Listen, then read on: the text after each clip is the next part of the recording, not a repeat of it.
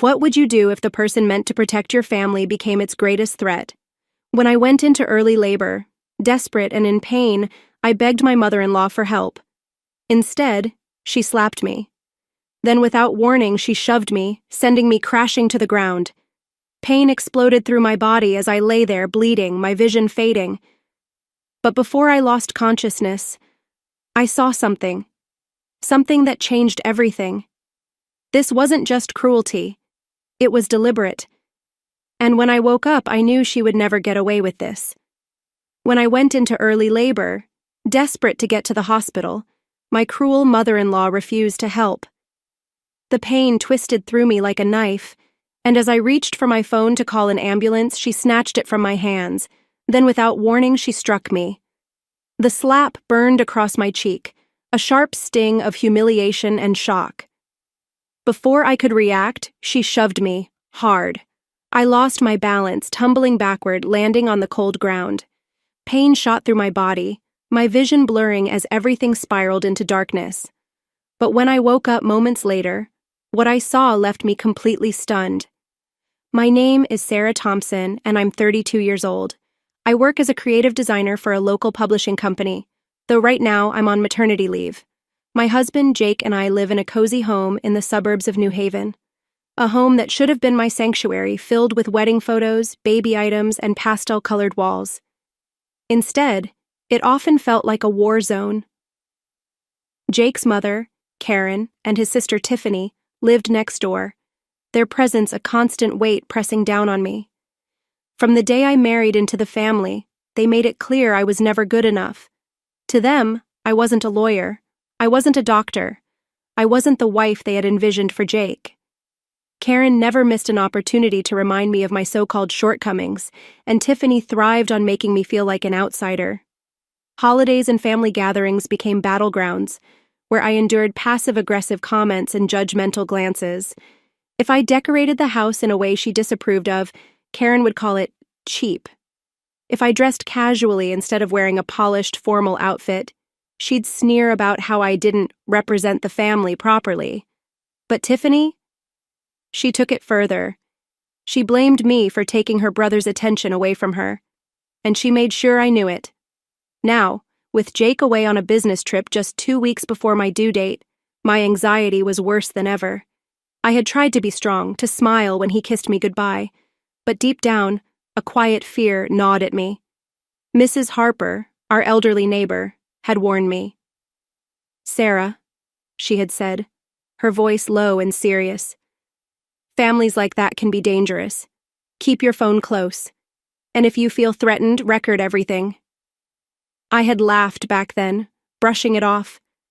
Karen and Tiffany can be cruel, but they'd never actually crossed the line. I had been so wrong. That evening, I tried to keep myself busy, folding tiny baby clothes, smoothing down the soft blankets in the nursery. I pictured Jake holding our baby for the first time, the overwhelming joy in his eyes. The thought made me smile, but the silence in the house felt heavier than usual. I was about to head to bed when the first sharp pain ripped through me. It wasn't just a mild cramp. This was different, deeper. I sucked in a breath, pressing a hand to my belly. Just Braxton Hicks, I told myself. Nothing to panic about. But when I stood up, a searing pain shot through my lower abdomen. Then I felt it, a warm trickle down my leg. I froze, dread coiling in my stomach. Slowly, I looked down. Blood. A sickening wave of panic crashed over me. Number, it's too soon. I grabbed my phone, my hands shaking as I called Jake, straight to voicemail. I tried again. Nothing. Terror clawed its way up my throat. I needed an ambulance. I dialed 911, but the line was busy. The storm outside had knocked out power in parts of the city. Emergency services were overwhelmed. I couldn't wait. My baby couldn't wait. With no other choice, I turned toward the one option I had left. Karen and Tiffany. My legs trembled as I made my way to their door, holding my stomach with one hand and the phone in the other. The short distance felt like miles. I was drenched in sweat by the time I reached their porch. I rang the doorbell and pounded on the door, tears streaming down my face. "Karen! Tiffany! Please, I need help!" The porch light flicked on, and I heard footsteps approaching. The door swung open, revealing Karen in a silk nightgown. Tiffany stood behind her, holding her phone like she was ready to record me for some twisted entertainment. Karen's eyes scanned me, and instead of concern, I saw irritation. "What on earth is this nonsense, Sarah?" she said, folding her arms. "Why are you banging on my door at this hour?" "I'm bleeding," I gasped, leaning against the door frame for support. "I need to go to the hospital. Please call an ambulance." Karen scoffed, her eyes cold and dismissive. "You're overreacting. Aren't you supposed to know your own condition? You're the one carrying the baby." Tiffany smirked and lifted her phone, pointing it at me as if I were some pathetic spectacle for her social media. "Look at you, Sarah. Just a designer and you can't even handle pregnancy." I clutched my stomach, my vision blurring as another wave of pain shot through me. "Please, I'm begging you. I don't have time." Karen's expression hardened. "You think you can just disrupt my night like this? I won't let you ruin Jake's career by creating a scene." Without warning, she slapped me across the face, the sharp sting sending me stumbling backward. My cheek burned, and before I could process it, she pushed me off the porch. I landed hard on the cold stone pathway, pain shooting through my back and abdomen. Tiffany's mocking laughter echoed behind me. "You're pathetic, Sarah. Go deliver the baby yourself." I lay there breathless and bleeding as their front door slammed shut. My fingers fumbled for my phone, and through the haze of pain, I remembered Mrs. Harper's advice. With trembling hands, I opened the recording app and pressed start. I had no strength left to get up. All I could do was lie there, hoping someone would find me before it was too late. I don't know how long I lay there, but the cool night air was seeping into my skin, making me shiver. The cold stone beneath me felt like ice, and the pain in my abdomen was becoming unbearable. I tried to stay awake, but my body was giving up. The weight of exhaustion pressed down on me, pulling me toward unconsciousness. My mind was a fog of fear and desperation. Just when I thought this was the end, I heard the faint sound of footsteps approaching. Someone was running toward me. The familiar voice of Mrs. Harper broke through my daze. "Oh my God, Sarah! Stay with me!" she cried, crouching beside me. Her warm hands gripped my shoulder gently but firmly, trying to keep me conscious. "I'm calling an ambulance right now." I heard her voice, but it felt like it was coming from a distance. Her hands shook as she dialed 911, giving the emergency operator our location. "There's heavy bleeding and she's unconscious. Hurry!" Her voice cracked, but she never let go of me. "Sarah, don't close your eyes. Help is coming," she pleaded, stroking my hair like a mother comforting her child. I wanted to respond, to tell her I was trying, but my lips wouldn't move. The pain was too much, and darkness crept further into my vision until everything went black. Blinding lights pierced through my eyelids as I slowly drifted back to consciousness. The sharp, sterile scent of disinfectant filled my lungs, and the rhythmic beeping of machines echoed in the stillness. A soft blanket draped over me, its warmth barely reaching the chill inside my bones. My body felt heavy, distant, as if I weren't fully there. I blinked, my vision swimming until a figure came into focus, a nurse, her kind face hovering above me, adjusting the IV in my arm. "You're awake," she said gently. "Try not to move too much. You've been through a lot." A deep, primal panic surged through me. "My baby?" The words barely escaped my lips, raw and fragile. My chest tightened, fear clawing at my ribs. The nurse placed a reassuring hand over mine, her touch warm, steady. "The baby is fine," she said with a soft smile.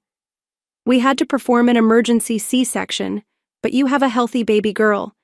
She's in the neonatal unit for observation, but she's stable." Relief crashed over me in waves, my breath hitching as tears spilled down my cheeks. She's alive. After everything, after the horror, the pain she had made it.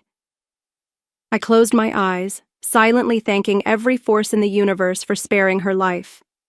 Then, the door creaked open. A tall man in a police uniform stepped inside, his gaze sharp yet compassionate. He moved with quiet authority, pulling a chair beside my bed before speaking. "Mrs. Thompson," he introduced himself, his voice firm but calm. "I'm Detective Harris. We've already reviewed some of the evidence." He reached into his bag, retrieving a sealed plastic pouch. Inside was my phone. "We found this at the scene, and the recording you made, it's crucial to the case." My throat tightened as he placed it gently on the bedside table. "The audio captured everything," he continued. "Karen and Tiffany refusing to help, the slap, your fall, your cries for help. It's strong enough to build a solid case against them." A mix of relief and lingering fear swirled inside me. Then, another figure appeared at the doorway, Mrs. Harper. Her face was pale, etched with worry, but the relief in her eyes was unmistakable. Without hesitation, she stepped forward and took my hand, squeezing it gently. "I was worried sick about you," she murmured. "I stayed here all night just to make sure you were okay." A lump formed in my throat. "You saved me." Mrs. Harper shook her head. "No, Sarah. You saved yourself by recording what happened." A determined glint flashed in her eyes. "Karen and Tiffany will pay for this, mark my words."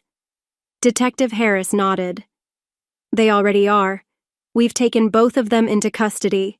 They're being charged with criminal negligence, aiding assault, and endangering the life of a pregnant woman."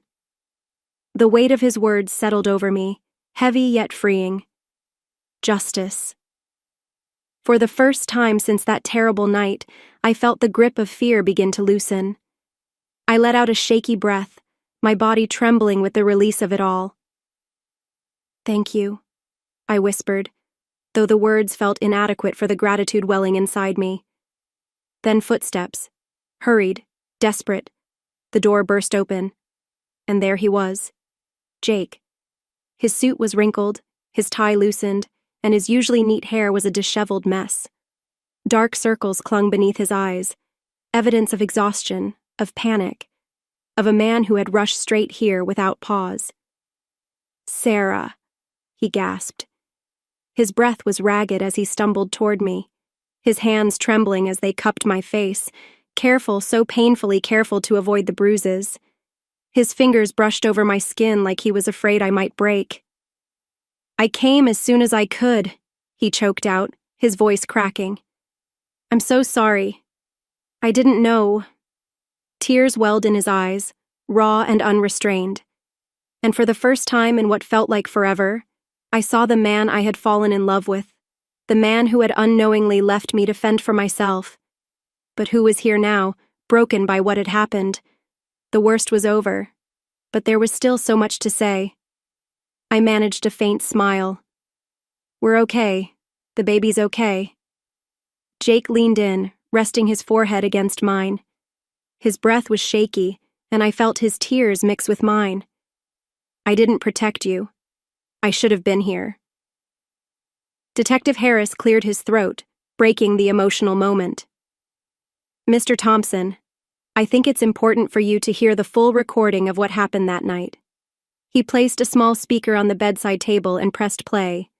The room filled with the haunting sounds of my desperate pleas, Karen's cold dismissal, Tiffany's mocking laughter, and the sharp slap that sent me to the ground. Jake's grip on my hand tightened as the recording continued. His knuckles turned white, and tears streamed down his face when he heard me begging for help. When the audio ended, the silence in the room was suffocating. Jake's head hung low, and for a moment he didn't move. But then his shoulders straightened, and a look of fierce determination replaced the sadness in his eyes. "They did this to you," he said through gritted teeth. "My own family." He turned to the detective. "What happens now?" Detective Harris remained calm but firm. "We've already obtained confessions from both Karen and Tiffany during questioning. Karen admitted that she couldn't stand the idea of you having a child with Sarah, believing the baby would steal you away from her.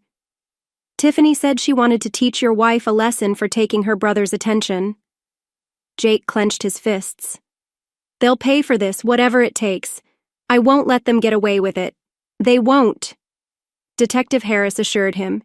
Given the evidence we have, the recording, the medical reports, and their confessions, the prosecution is confident they'll face serious consequences. 2 weeks later, I found myself sitting in the courtroom, Jake's hand tightly gripping mine as we waited for the verdict. The air was heavy with anticipation.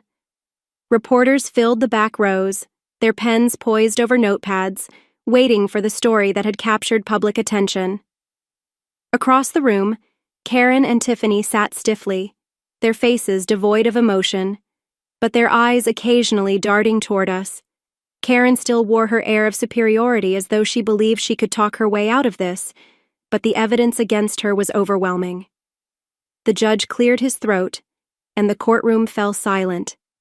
He began reading the charges: criminal negligence, aiding and abetting assault, and endangering the life of a pregnant woman. Karen shifted in her seat, her fingers clenching the sides of the wooden bench as if bracing for impact. Tiffany sat motionless, staring straight ahead. Given the overwhelming evidence, including recorded audio and visual proof, as well as the defendant's confessions, the judge continued, this court finds both Karen Thompson and Tiffany Thompson guilty. There was a collective gasp from the courtroom audience. Karen's expression finally cracked and she covered her face with her hands. Tiffany, on the other hand, kept her composure, but her eyes betrayed the storm of emotions raging within her.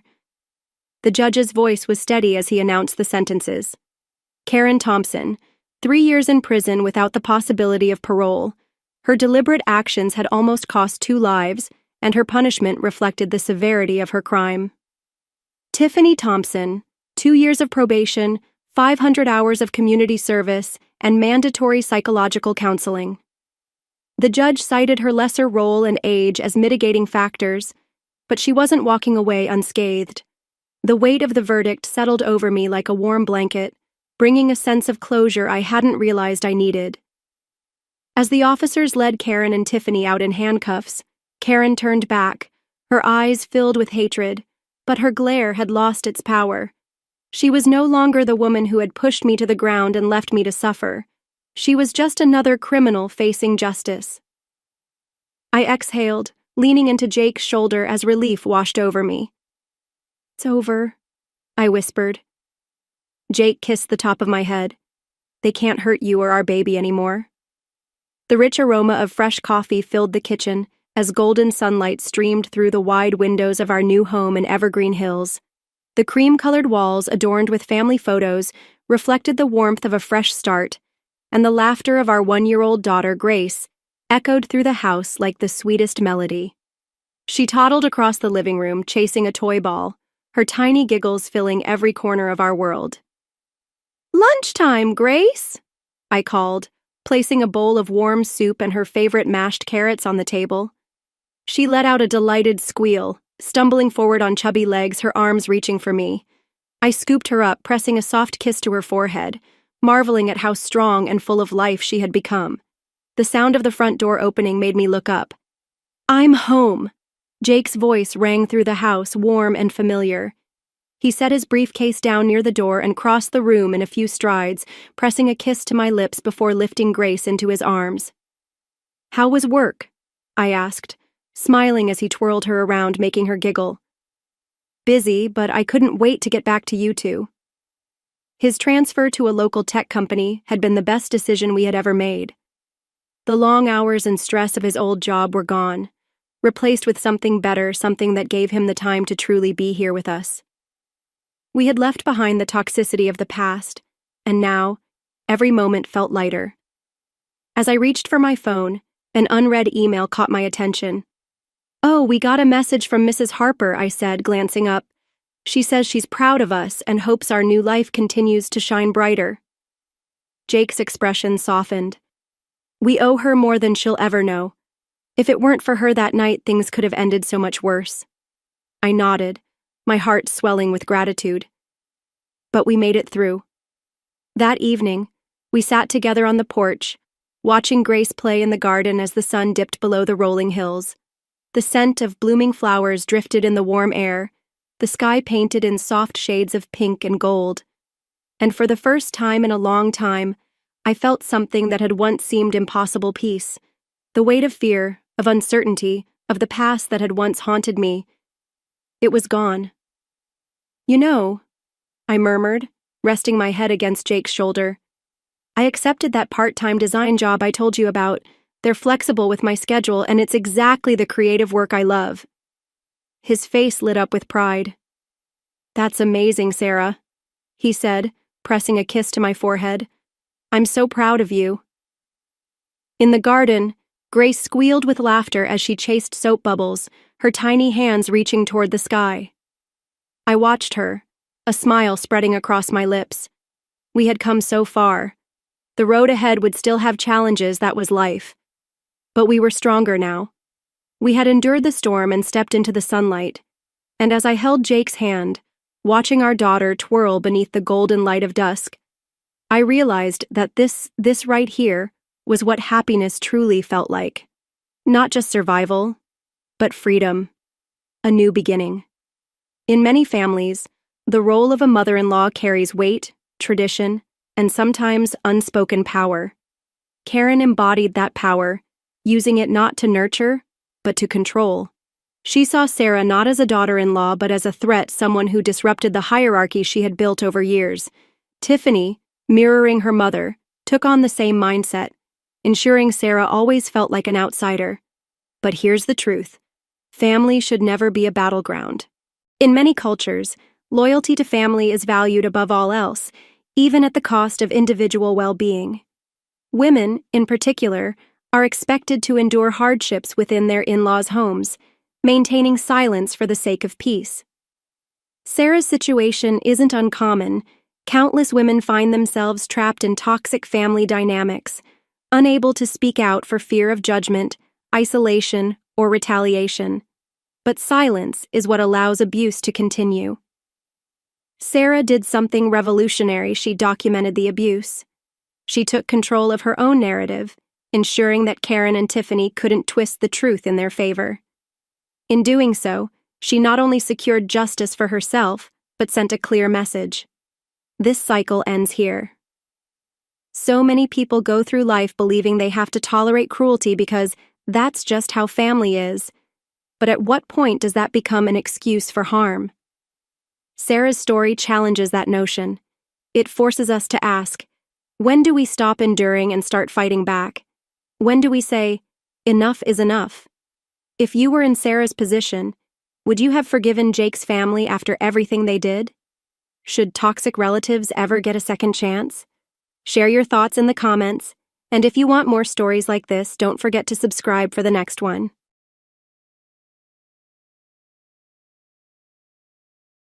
The sound of my ceramic vase shattering against the hardwood floor echoed through the house like a gunshot. I stood frozen in my own entryway, staring at the scattered blue shards that once held my wedding flowers. "Oh dear, I was just trying to make space for my mother's antique vase," Norma called from the living room. "That modern piece didn't really match the traditional aesthetic I'm creating." I'm Vivian, and 3 hours ago, I had a perfectly arranged home. Now my mother-in-law had transformed it into what she probably considered an improvement. The furniture had been rearranged, my artwork was stacked in a corner, and family photos I'd never seen before covered every surface. "I hope you don't mind, dear. Mark gave me his key so I could surprise you both." Norma emerged from the living room, wearing an apron over her pressed floral dress. The poor boy's been eating takeout far too often. My fingers curled into fists. Where is Mark? Still at work, I imagine. He's been putting in such long hours lately. She tooted, moving past me to adjust a newly hung portrait of her late husband. Someone needs to take care of him properly. The implication hung in the air like poison gas. I pulled out my phone and typed, "Coming home. Now. Emergency." "Norma, I appreciate you wanting to help, but don't worry about the vase, dear. We'll replace it with something more suitable." She was already sweeping up the pieces, humming to herself. "I've made pot roast for dinner. Mark's favorite." My phone buzzed. Can't leave work. Big project due. Everything okay? The rage building in my chest threatened to explode. I forced myself to breathe, counting backward from 10. How long are you planning to stay? Oh, we haven't decided yet. Norma straightened up, dumping my shattered vase into the trash. Since Howard passed, the house feels so empty. Mark suggested I might spend some time here, help out around the house. My stomach dropped. He what? We discussed it last week. He's such a thoughtful boy. She patted my arm condescendingly. Now, why don't you go freshen up? You look tired, dear. Those long work hours really show on a woman's face. I retreated to my bedroom, the only space still untouched by Hurricane Norma, and called Mark again. Voicemail. Your mother is here. She's redecorating our house and talking about moving in. Call me back immediately. My phone chimed with a text, sorry honey. Can't talk now. Mom's just trying to help. We'll discuss tonight. I sat on the edge of my bed, staring at his message. The same bed where, just last night, we'd talked about starting a family. Now my mother-in-law had invaded our space, and my husband couldn't be bothered to deal with it. Vivian?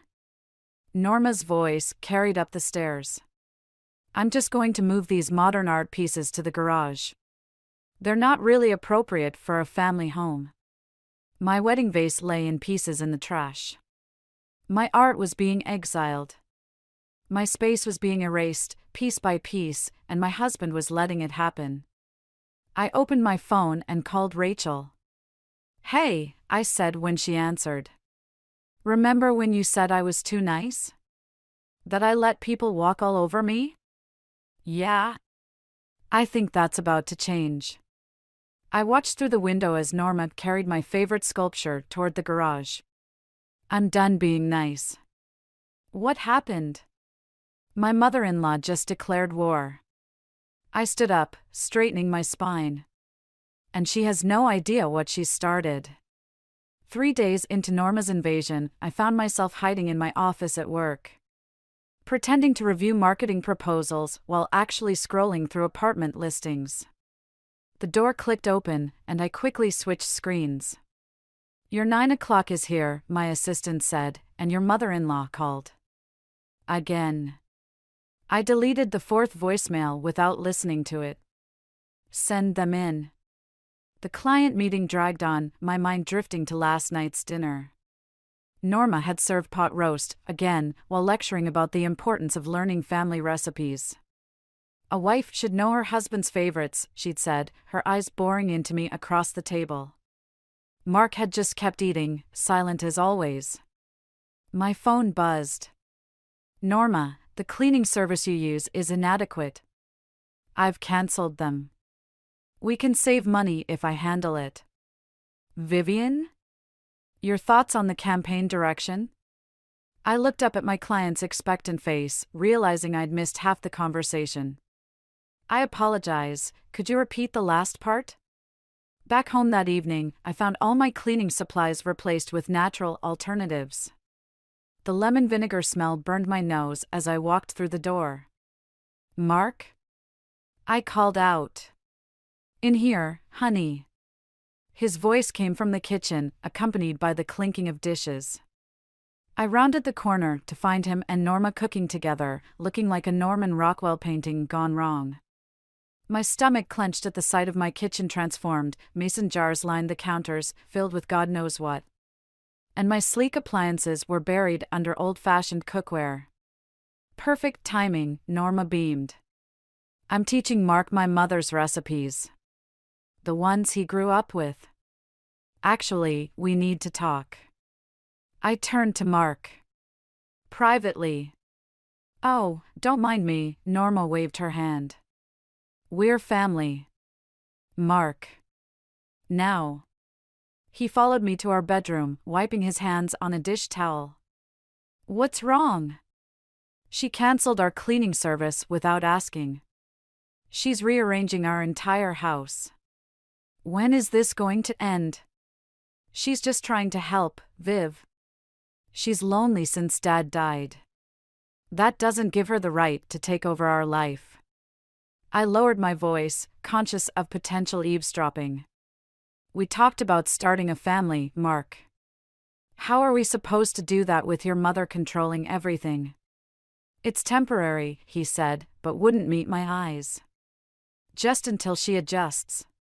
From downstairs, Norma called out, Mark? The sauce needs stirring. He hesitated, caught between us. I grabbed his arm. Choose, Mark.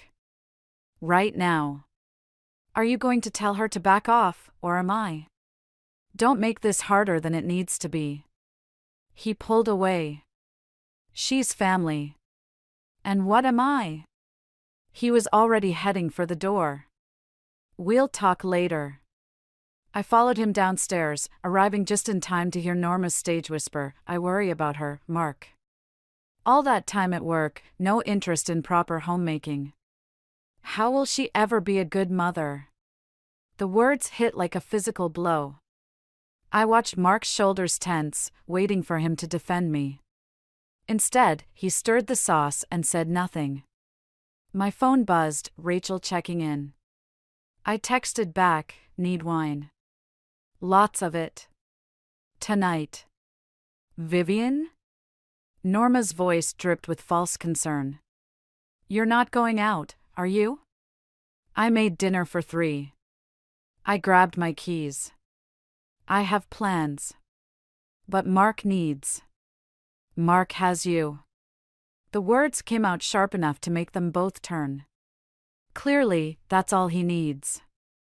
I slammed the door behind me, my hands shaking as I started the car. Through the window, I saw Norma pat Mark's arm consolingly, probably already spinning this into another example of my inadequacy as a wife. Fine. If they wanted to play happy family, let them. But Norma had forgotten one crucial detail, this was my house too. My name was on the deed. And if she thought she could push me out of my own home without consequences, she was about to learn otherwise.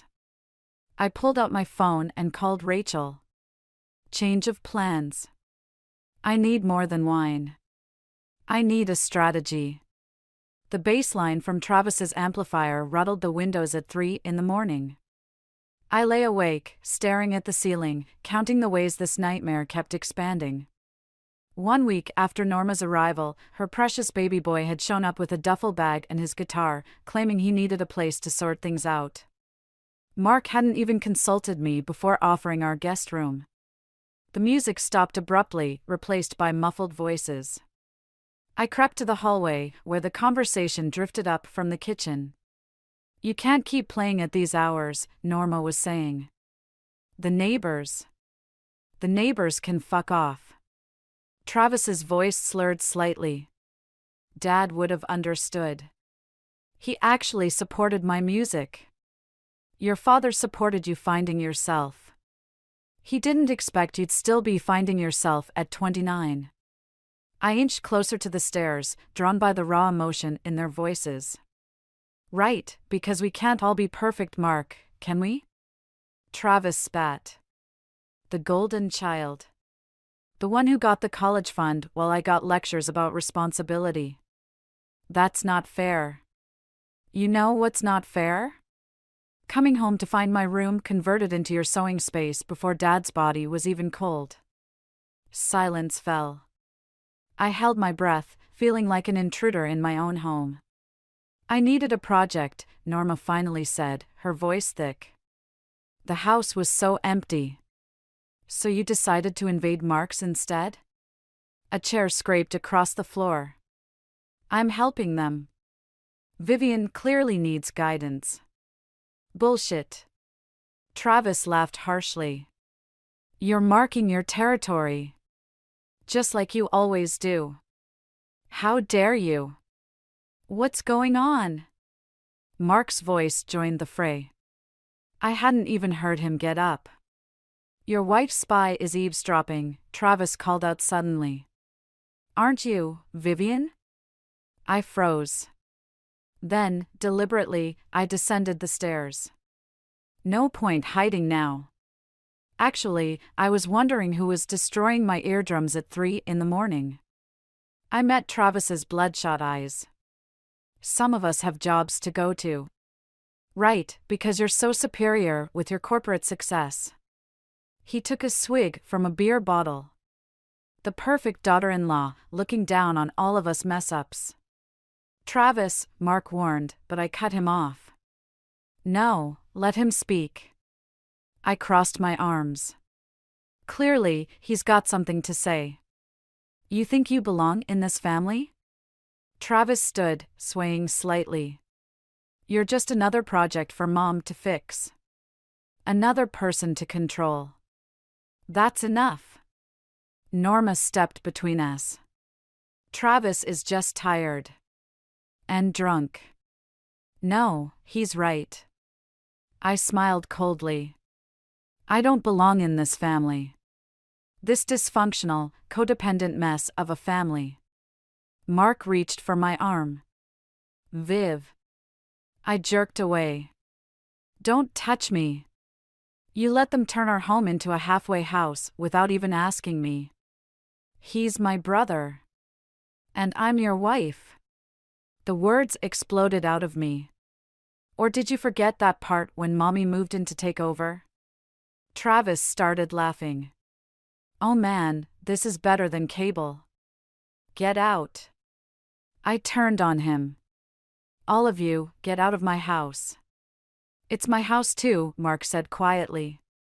And they're staying. The kitchen fell silent.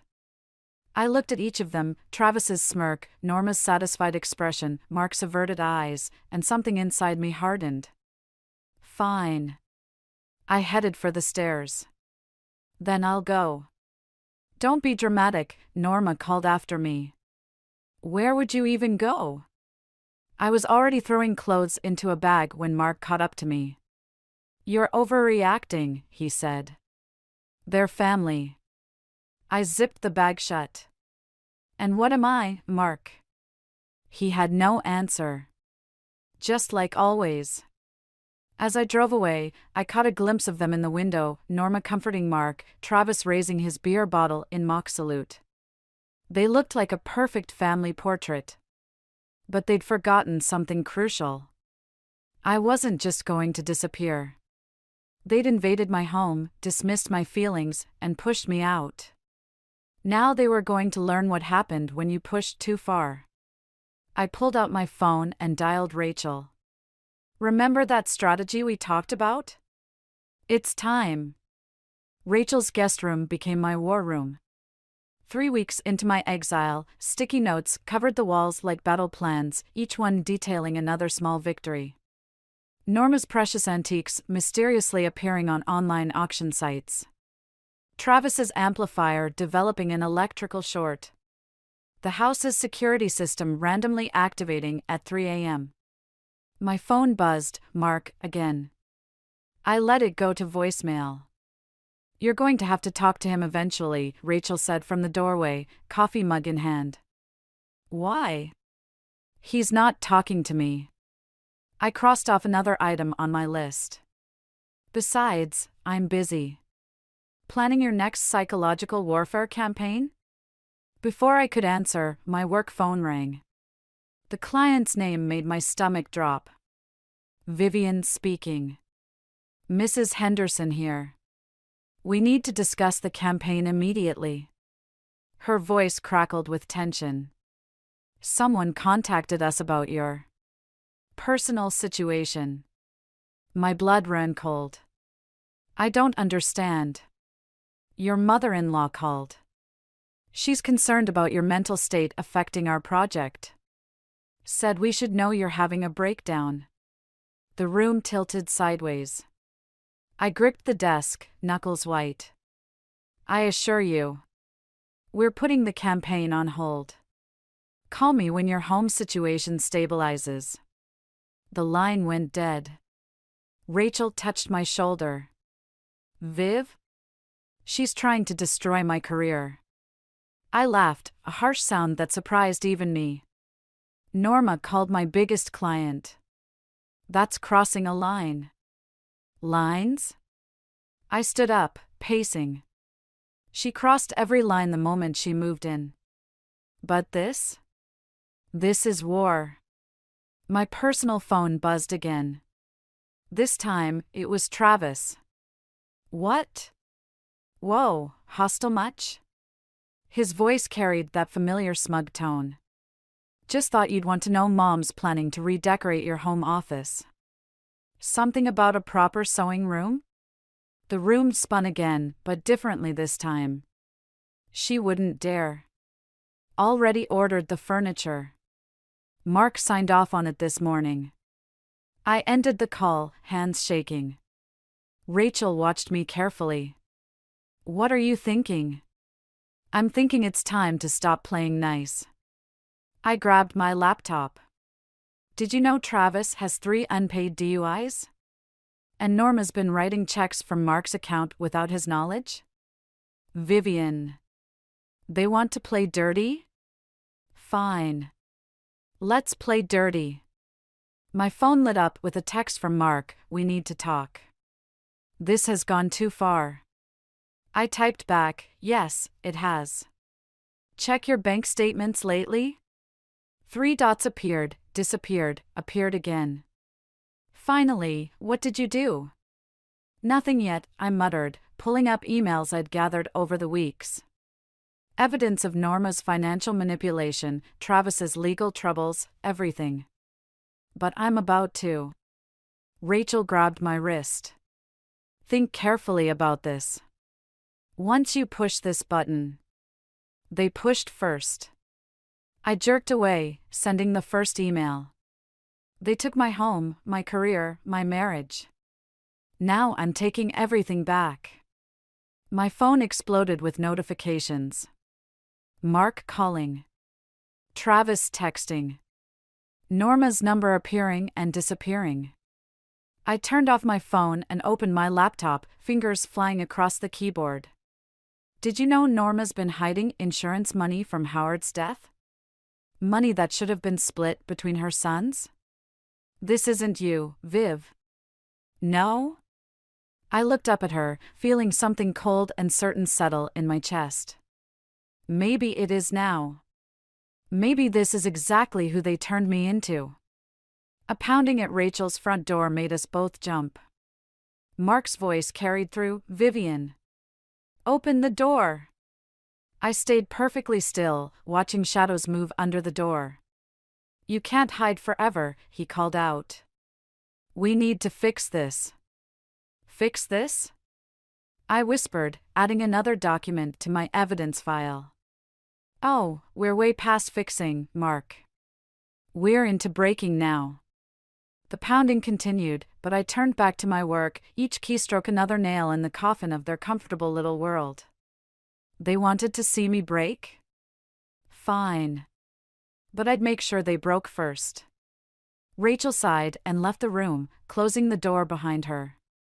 In the growing darkness, my laptop screen illuminated my face like a battle command center, and I smiled. The smell of smoke hit me before I reached the driveway.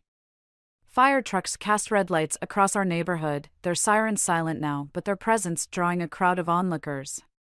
My heart stopped when I saw the blackened window of my home office. Travis stood on the lawn, reeking of alcohol, while firefighters moved in and out of the house. Norma hovered nearby, wringing her hands. No Mark in sight. What happened?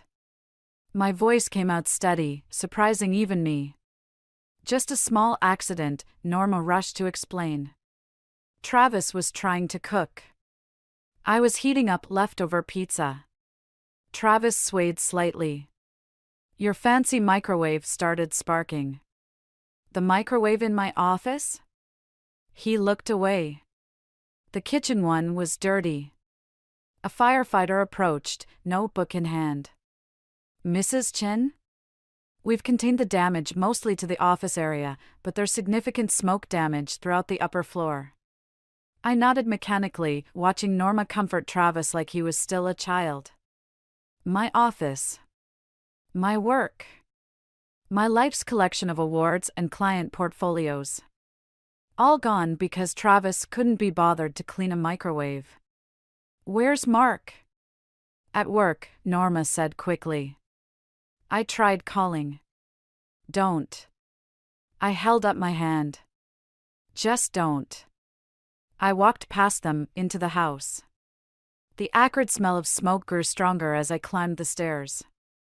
Water dripped from the ceiling, pooling on hardwood floors we'd picked out together last year. But it was my office that stopped me cold. Everything was black. Melted. Destroyed. The wall of certificates I'd earned. The first ad campaign I'd ever sold. The photo of my father at my graduation, before cancer took him. All gone. Insurance will cover it, Travis called from behind me. No big deal. I turned slowly. No big deal? Mom's right, you know. You're too attached to material things. Something snapped inside me. Get out. What? Get out. I grabbed the nearest object, a soggy book, and hurled it at him. Get out of my house. Vivian. Norma appeared in the doorway. This behavior. You too. My voice was ice. Both of you, out. Now. This is Mark's house too, Norma started, but I cut her off with a laugh that sounded nothing like me. Actually, it's not. I pulled out my phone, fingers shaking as I brought up the deed. The down payment came from my inheritance. My name's first on everything. So get out before I call the police. You wouldn't dare. Try me. I dialed 911, holding the phone up. Should I press call? They backed away, Norma tugging Travis's arm. I followed them downstairs, watching as they gathered their immediate belongings. The moment they stepped outside, I locked the door and called Mark. There's been a fire, I said when he answered. Your brother destroyed my office. I've kicked them out. If you let them back in, we're done. Vivian, be reasonable. I am being reasonable. For the first time in months. I looked around at our water-damaged home. Choose, Mark. Right now. Them or me. They're my family. And I'm your wife. Or was. I ended the call and turned off my phone. Hours later, headlights swept across the walls. Keys jingled in the lock. Mark's footsteps on the stairs, then silence as he surveyed the damage. They can stay with me at the extended stay, he said finally. Just until we figure things out. I nodded, not looking at him. Take what you need. Viv. You've made your choice. I stayed focused on the ruined remains of my office. Now I'm making mine. He packed a bag in silence. At the door, he paused. This isn't what I wanted. Funny. It's exactly what your mother wanted. After he left, I sat in the darkness of my destroyed office, surrounded by the wreckage of my marriage. Tomorrow, I'd call contractors, insurance, lawyers. Tonight, I let the rage build, crystallizing into something sharp and purposeful. They thought this would break me. Instead, it had set me free. My phone lit up with a text from Rachel, "You okay?" "No," I typed back. "But I will be." Then I started making lists. The locksmith arrived at dawn. I watched from across the street as Mark supervised the changing of our locks, Norma hovering behind him like a vulture. My hands clenched around my coffee cup, the bitter liquid matching the taste in my mouth. "He can't do this," Rachel said beside me. "Your name's on the deed." He just did. I took a photo with my phone, documenting everything. The locksmith's van. Mark's guilty expression. Norma's triumphant smile. My phone buzzed with a text from Travis, "Sorry it had to be this way. Mom says it's for the best." I deleted it without responding. The locksmith finished his work, handed Mark the new keys. No copies for me. No access to my own home. My clothes. My life. Time to move, I said, starting the car. Where are we going? To see my lawyer. But the lawyer's news wasn't what I expected. They're claiming mental instability, she said, reviewing the emergency order Mark had filed. Your mother-in-law provided statements about erratic behavior, workplace concerns, violent outbursts. That's ridiculous. They have documentation. Client complaints. Witness statements about the night of the fire. She met my eyes. And your medical history. My throat went dry. What medical history? Anxiety medication prescribed 3 months ago.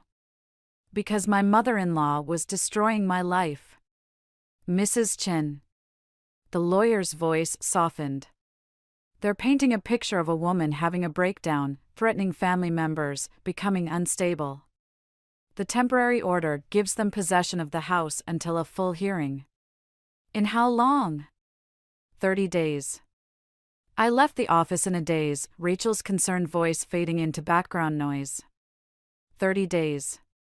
They had 30 days to destroy everything I'd built while I was locked out of my own home. My phone rang, my boss. Vivian, we need to talk about your leave of absence. My what? Your husband called. Said you're taking medical leave for personal issues. The world tilted sideways. They weren't just taking my home. They were dismantling my entire life. I'm coming to the office. That's not a good idea right now. Take some time. Get help. We'll discuss your return when you're better. The call ended. I stood on the sidewalk, watching people rush past, living their normal lives while mine crumbled. We should go back to my place, Rachel started, but I was already walking away. I need to see him. Vivian. Now. I found Mark at his office, Norma's handiwork evident in the fresh cookies on his desk, the family photos she'd added. He looked up when I entered, immediately reaching for his phone. Don't bother calling security, I said. I'll be quick. You shouldn't be here. Funny. I've been hearing that a lot lately. I picked up a cookie, crushed it in my fist. Did you even read what you signed? The doctors will help you. Doctors? I laughed, the sound harsh even to my ears. The only crazy thing I did was marry you. You're proving their point right now. Their point? I swept the cookies off his desk. Your mother orchestrated this whole thing. And you're too weak to see it. He stood, finally showing emotion. Get out before I call security. Or what? You'll have me committed? Add it to your mother's list of my sins? I leaned close, voice dropping.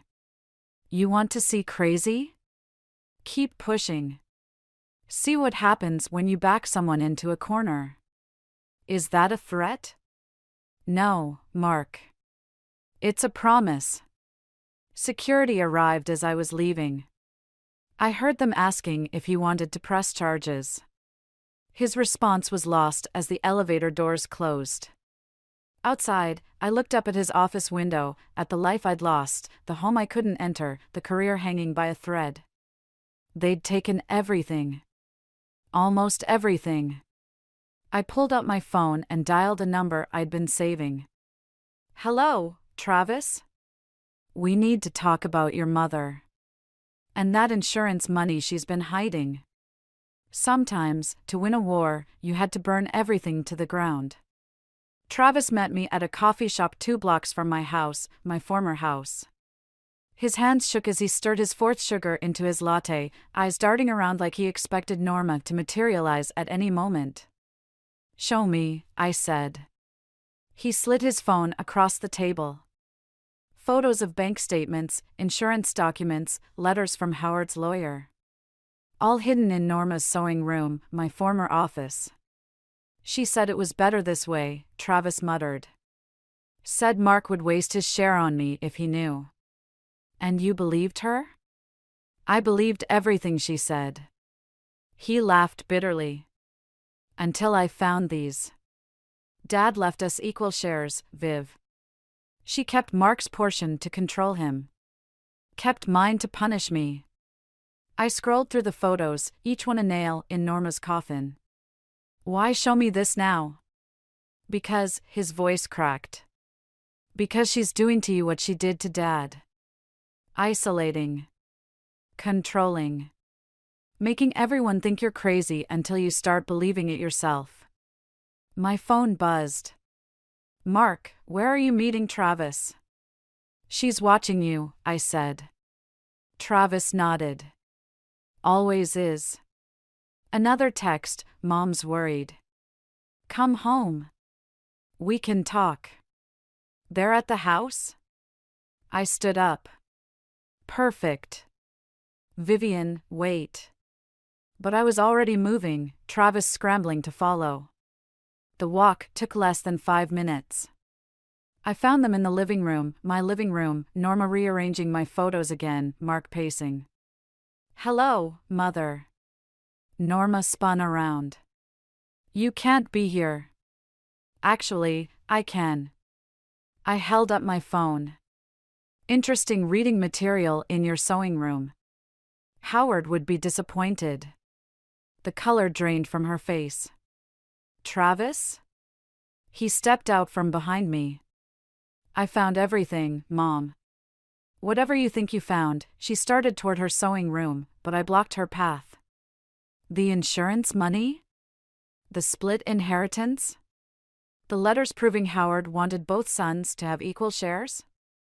I smiled. Already sent to my lawyer. Mark, Norma turned to her son. She's lying. You know how unstable. Show him, I told Travis.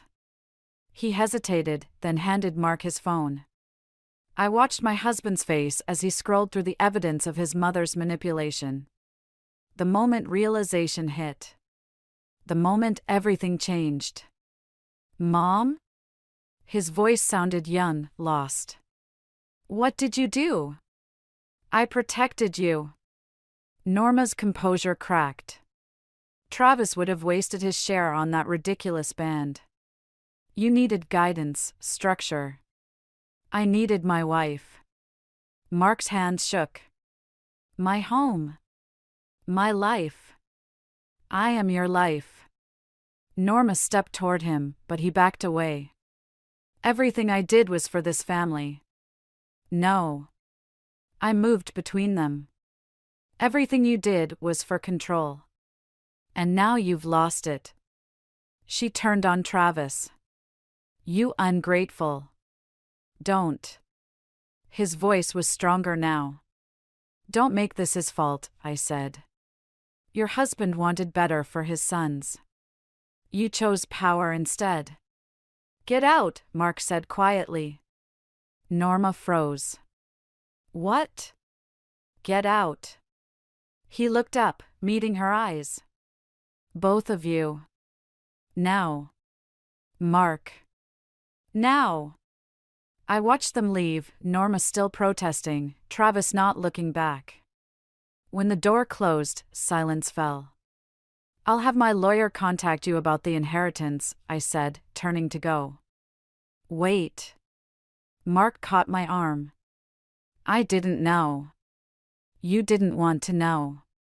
I pulled away. There's a difference. We could try. No. The word came out gentle but firm. We can't. Then what happens now? I looked around at our home, the space that had become a battlefield, the life we'd let slip away. Now we learn to live with our choices. I left him standing there, surrounded by the wreckage of his mother's manipulation and his own weakness. Outside, the air felt cleaner somehow. Lighter. My phone buzzed one last time. Rachel, you okay? For the first time in months, I smiled. Yes, I typed back. I'm free. Sometimes winning isn't about destroying your enemies. Sometimes it's about walking away and letting them destroy themselves. The movers worked efficiently, boxing up the last remnants of my married life while I supervised from the doorway. Each item they removed felt like shedding another layer of the person I used to be. Found this in the office cleanup, one of them said, holding out a water-damaged envelope. Howard's handwriting. The letter had survived the fire, hidden behind a loose baseboard. I waited until the movers left before opening it. The paper was yellowed, dated 3 months before his death. My dear children, it began. By the time you read this, your mother will have tried to keep you close, to protect you in the only way she knows how. But a family built on control isn't a family at all, it's a prison. My hands shook as I read on. Mark, your strength lies in your kindness, but kindness without backbone becomes weakness. Travis, your passion is your gift, but rebellion without purpose becomes destruction. Learn to stand alone before you stand together. The final paragraph caught in my throat, and to whoever marries into this family, I'm sorry. The chains here are invisible until they're around your neck. Break them if you can. Sometimes love means walking away. The front door opened. Mark stood there, looking older somehow, more worn. The movers are finished, I said, folding the letter. Vivian, I don't. I held up my hand.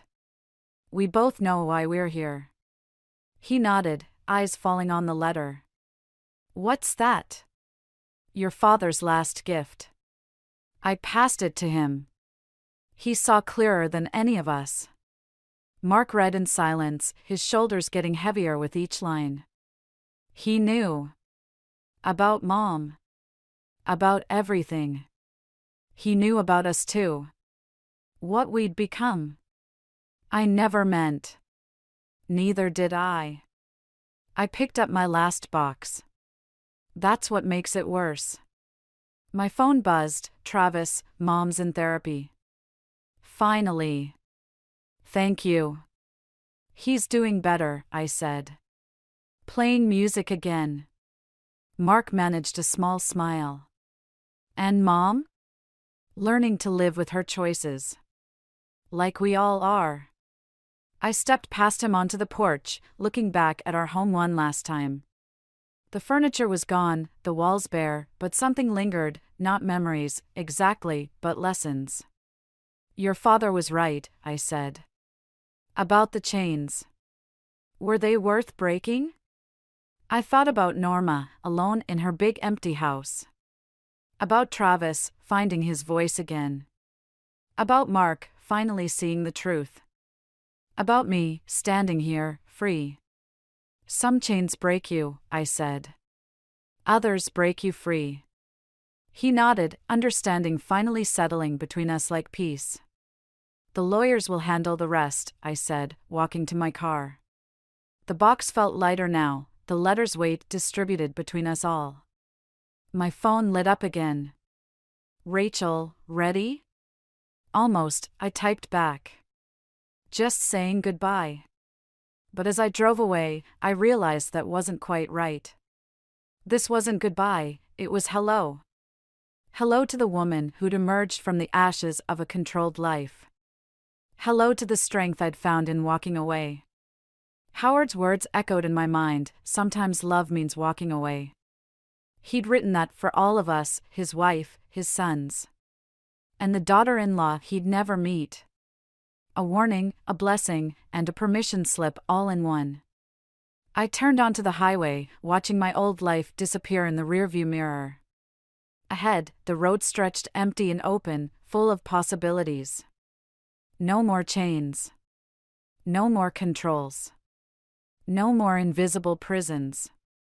Just me, finally free to choose my own direction. My phone buzzed one last time. Mark, thank you for breaking the chains. I didn't respond. Some things don't need answers. Some victories are best celebrated in silence, in the quiet knowledge that sometimes losing everything is the only way to find yourself. I drove on, leaving the broken chains behind, carrying only the strength they'd taught me to find.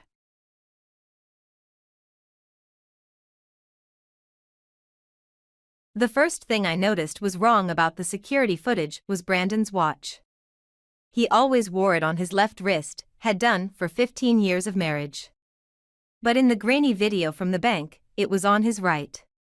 That's when I knew something wasn't right. That's when I knew my husband hadn't just left us. I'm Sienna, and 48 hours ago my world imploded. The police said all the typical things, no signs of struggle, his phone and wallet were still here, probably just needed space. But they didn't know Brandon like I did. They hadn't seen him kiss Eli goodnight just hours before, hadn't watched him help Olivia with her science project, or heard him tell Lucas he'd be at his basketball game on Saturday. Mrs. Walker will keep looking, but right now there's no evidence of foul play. Detective Harris's voice crackled through my phone, heavy with that particular brand of professional detachment that made me want to scream.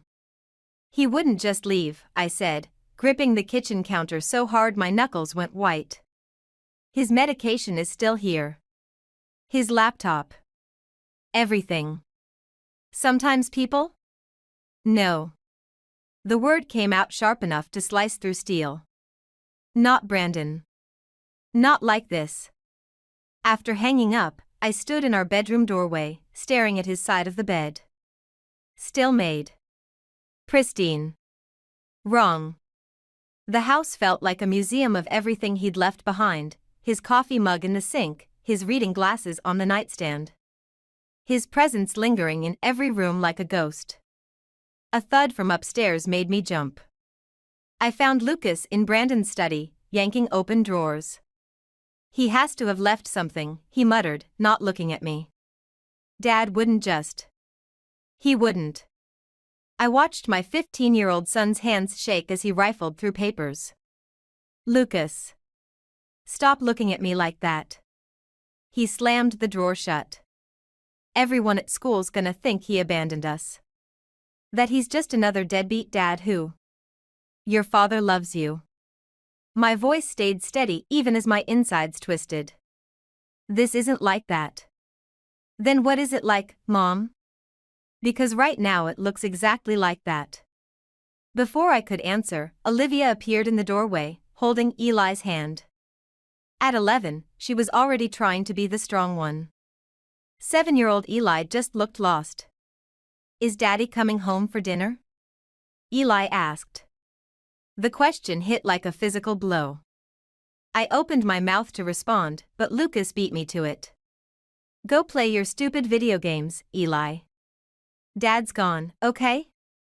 He's gone. Lucas. I snapped, but the damage was done. Eli's face crumpled and he ran, Olivia chasing after him. Great job, I said to Lucas, who was already storming past me. Whatever. At least I'm not lying to them. Alone in Brandon's study, I sank into his chair. The leather still held his shape, like his body had left an impression the world couldn't erase. My fingers traced the edge of his desk, finding the familiar groove where he'd worn down the wood from years of nervous tapping during late-night work calls. That's when I saw it. A corner of paper, barely visible, sticking out from behind the desk drawer. Not in the drawer, behind it. My hands trembled as I pulled the drawer completely out. There, taped to the back, was an envelope. Inside was a single sheet of paper with Brandon's handwriting. If you're reading this, they found me. I'm sorry, Sienna. Keep the kids safe. Don't trust Mason. Mason. Brandon's oldest friend. The man who'd been best man at our wedding. The paper crinkled in my fist as 15 years of memories shifted, realigned, transformed into questions. Every dinner party, every family vacation where Mason had joined us. Every late-night conversation I'd overheard between him and Brandon, had it all been a lie? My phone buzzed. A text from Mason, heard about Brandon. Let me know if you need anything. I'm here for you guys. I stared at the message, ice spreading through my veins. Whatever game this was, Mason had just made his first move. And I was ready to play. Mason's black Mercedes pulled into my driveway exactly 3 days after Brandon disappeared. I watched through the kitchen window as he straightened his tie, practiced what looked like a sympathetic expression, and walked to my door with the confident stride of a man who'd never questioned his welcome. I let him knock twice before answering. Sienna. He embraced me before I could step back. I came as soon as I could get away from the office. How are you holding up? The cologne he wore made my stomach turn. Same brand Brandon used to wear before Mason gave it to him as a gift. The kids need stability right now. I'm focusing on that. Of course, of course. He glanced past me into the house. Mind if I come in? I might have some insights about Brandon's situation. My hand tightened on the doorframe. The kids are doing homework. Maybe we could talk out here? Actually, I'd love to see them. Lucas especially, he must be taking this hard. Before I could answer, Lucas appeared behind me. Uncle Mason? Mason's face lit up with practiced warmth. There's my favorite point guard. Come here, kid. They hugged, and I watched Mason's hand pat Lucas's back, 3 quick taps, just like he used to do with Brandon. My son pulled away first, eyes bright with hope. Did Dad contact you? Do you know where he is? No direct contact, Mason said, his tone gentle. But I know your dad. He wouldn't just vanish without a reason. I'm sure he's trying to protect you all from something. I caught the slight emphasis on protect. The careful way he watched my reaction. Lucas, honey, could you check on Eli? He was upset earlier. Lucas's face darkened. Right. Because that's all I'm good for now, babysitting. He stormed upstairs, and Mason clicked his tongue. Teenagers. Remember when Brandon went through his rebellious phase in college? The stories I could tell. Why are you really here, Mason? His smile didn't waver. I told you, to help. Brandon and I go way back. Whatever he's mixed up in, maybe I can. Mixed up in? I interrupted. What makes you think he's mixed up in anything? A flash of something, surprise? Concern? Crossed his face before smoothing away. Poor choice of words. I just meant. Mom. Olivia's voice cut through the tension. Grandma Helen's here. Perfect. Just perfect. My mother-in-law's silver Lexus pulled up behind Mason's Mercedes, and Helen Walker emerged like an avenging angel in Chanel. Sienna. Her voice could have frozen hell. I see you're entertaining while my son is missing. Helen. Mason stepped forward, arms open. I was just stopping by to check on the family. At least someone is. Helen's eyes cut to me. Since my calls keep going to voicemail. I've been dealing with the police, the kids, work. Yes, I'm sure you're very busy. Helen pushed past me into the house. Olivia, darling. Come give Grandma a hug. And where's my precious Eli? I followed them inside, watching Helen gather my children close, shooting pointed looks my way. Mason lingered in the doorway, observing everything with those calculating eyes. I should get going, he said finally. But Sienna, call me if you need anything. Anything at all. After he left, Helen cornered me in the kitchen. I want to know exactly what you've done to find my son. What I've done. The note in Brandon's desk burned in my pocket like a secret. I've been trying to hold this family together while what? While the police dismiss it as another husband walking out? While you play the grieving wife? She leaned closer, voice dropping. Brandon told me things weren't good between you two. That you were pushing him away. My hands shook as I gripped the counter. That's not true. No?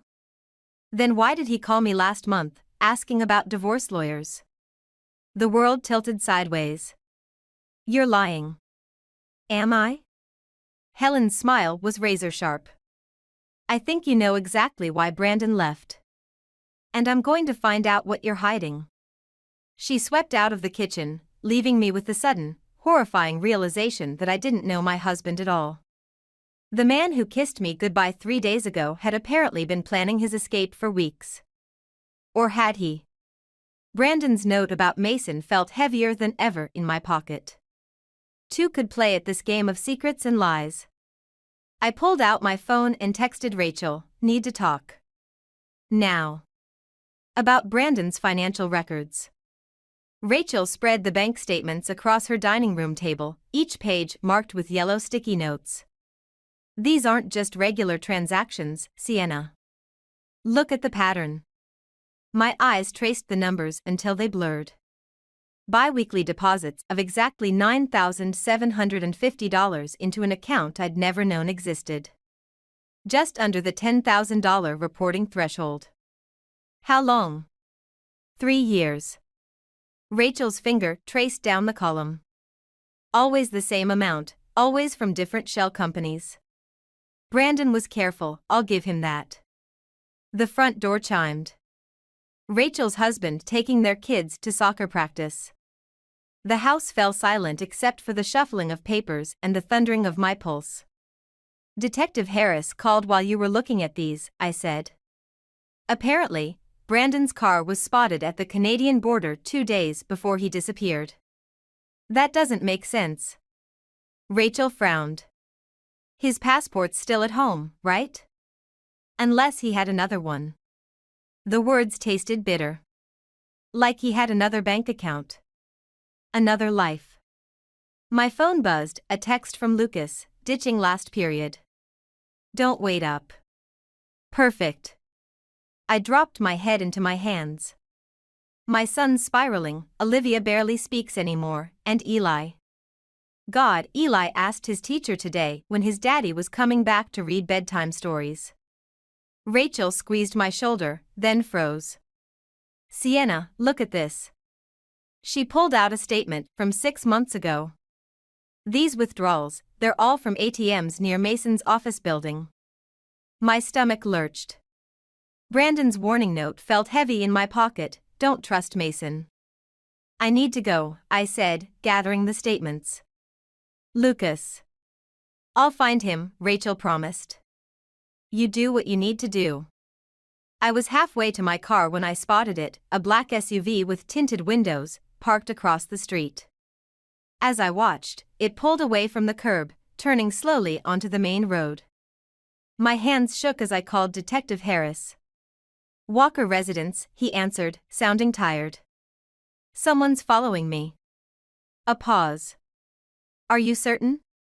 Black SUV, no plates, tinted windows. I've seen it 3 times this week. Where are you now? Leaving Rachel's house on Maple Street. Stay there. I'm sending a patrol car. No. The word came out sharp. I need to find Lucas. Mrs. Walker. My son is out there somewhere, detective. And whoever's watching me might be watching him too. Another pause. There's something you should know. We found traces of blood in Brandon's car. The world tilted. Blood? Not enough to indicate. Well. But it matches Brandon's type. And there's more. The car had bullet holes patched over with fresh paint. My grip tightened on the steering wheel as I pulled onto the main road. Why are you telling me this now? Because I just got the lab results on that note you brought in. The papers from a specialty manufacturer. Used primarily by one company in town. Let me guess. Mason's firm. Got it in one. His voice hardened. Mrs. Walker, whatever your husband was involved in, it's bigger than a domestic dispute. I need you to. A black SUV appeared in my rearview mirror. Detective, I cut in, that car is back. Where are you? Heading downtown on 5th. My foot pressed harder on the gas. They're getting closer. I'm tracking your phone. Don't stop, don't. The SUV rammed my back bumper. My phone flew from my hand as I swerved, tires screaming. In the chaos, I caught a glimpse of the driver. Mason. He wasn't wearing his usual polished smile. His face was hard, focused, like a man doing a job he'd done many times before. I yanked the wheel right, cutting through a parking lot. The SUV followed. My mind raced, not to the police station, they'd expect that. Not home. Think. The hospital. Lucas sometimes went to the park behind it when he was upset. 2 birds, 1 stone. I hit the gas harder, praying I'd find my son before Mason found us both. Brandon's warning echoed in my head, along with a new, terrifying question. Had my husband disappeared to escape Mason, or had Mason made him disappear? The hospital parking garage swallowed my car into its concrete depths. Mason's SUV disappeared from my mirrors 3 turns ago, but my hands wouldn't stop shaking. I found a spot near the emergency exit and killed the engine, pulling out my phone to call Rachel. No signal. A car door slammed somewhere in the garage. Footsteps echoed, then stopped. My breath caught as a shadow passed between vehicles. Mom? Lucas stepped into view, hands stuffed in his pockets, looking younger than his 15 years under the fluorescent lights.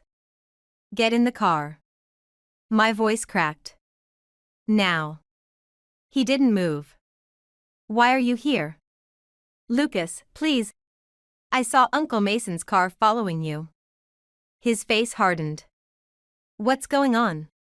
What aren't you telling me? More footsteps. Multiple sets now, coming from different directions.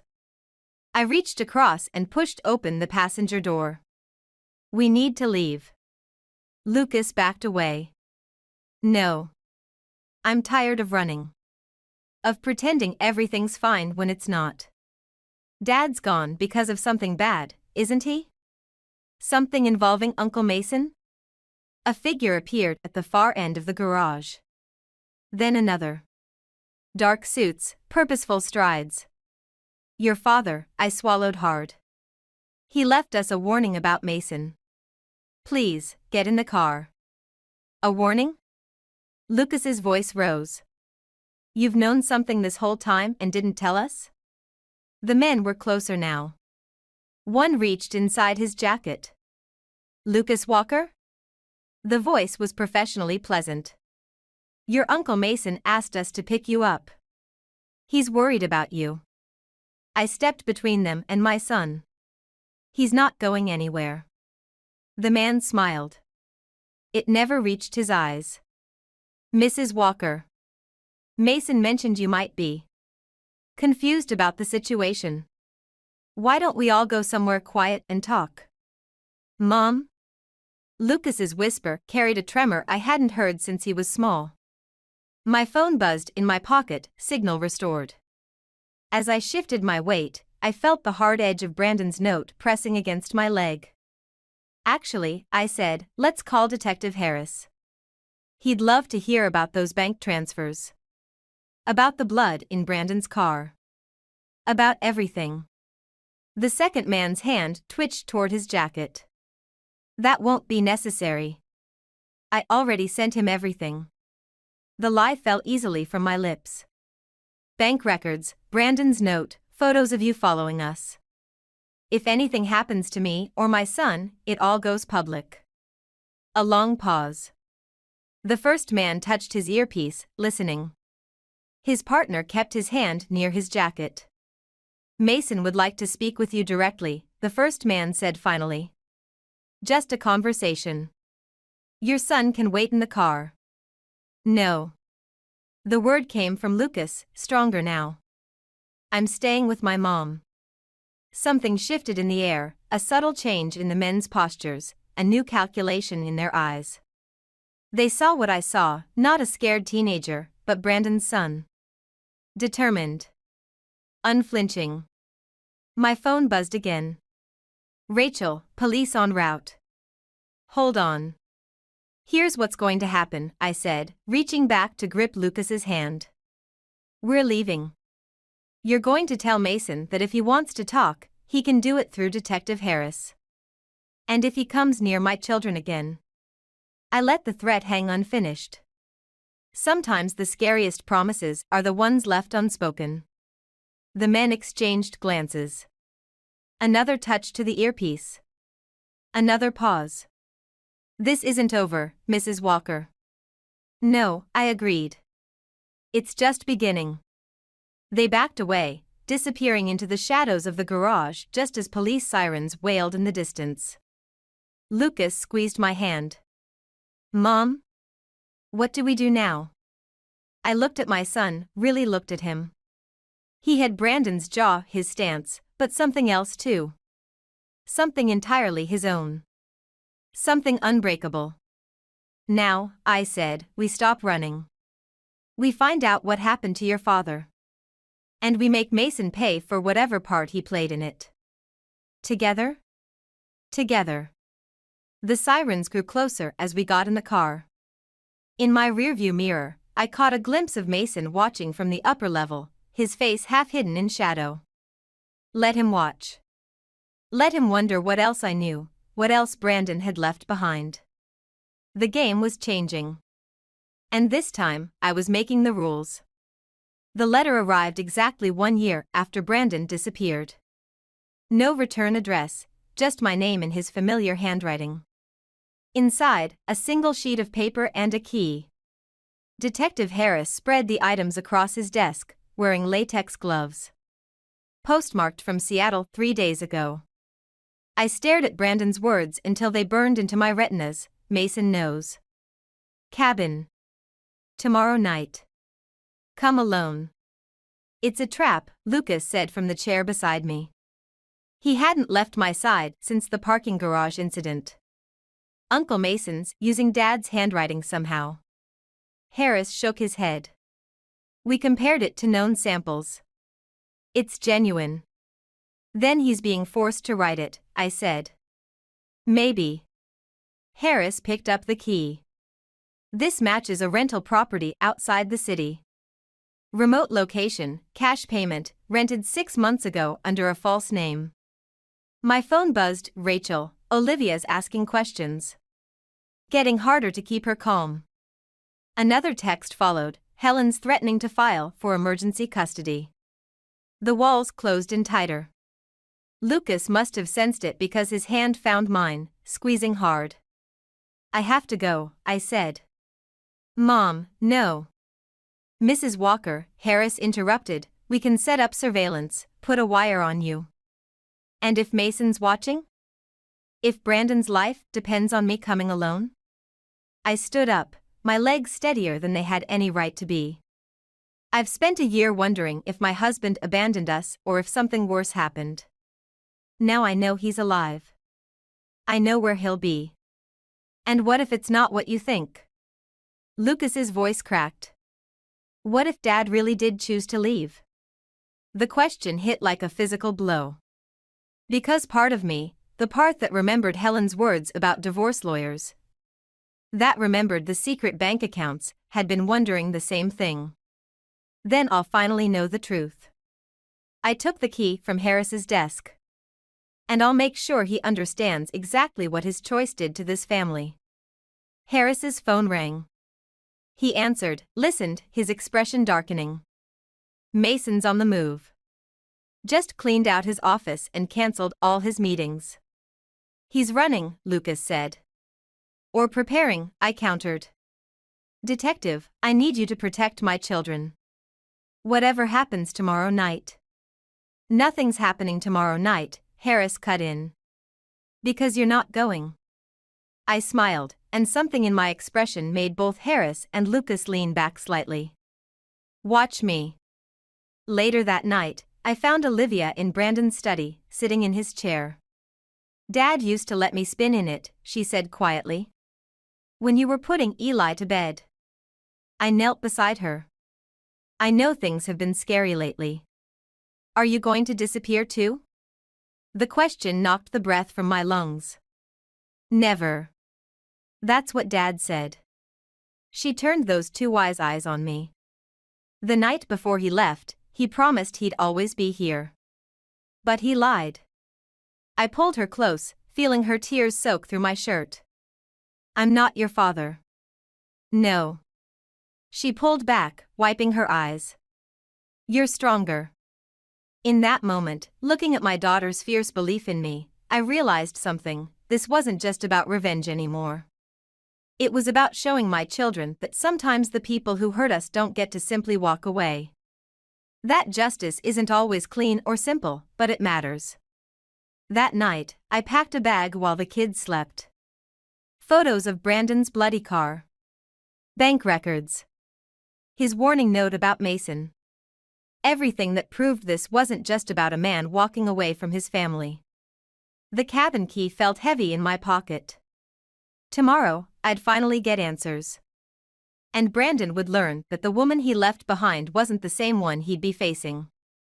Because that woman had spent a year protecting their children, uncovering his secrets.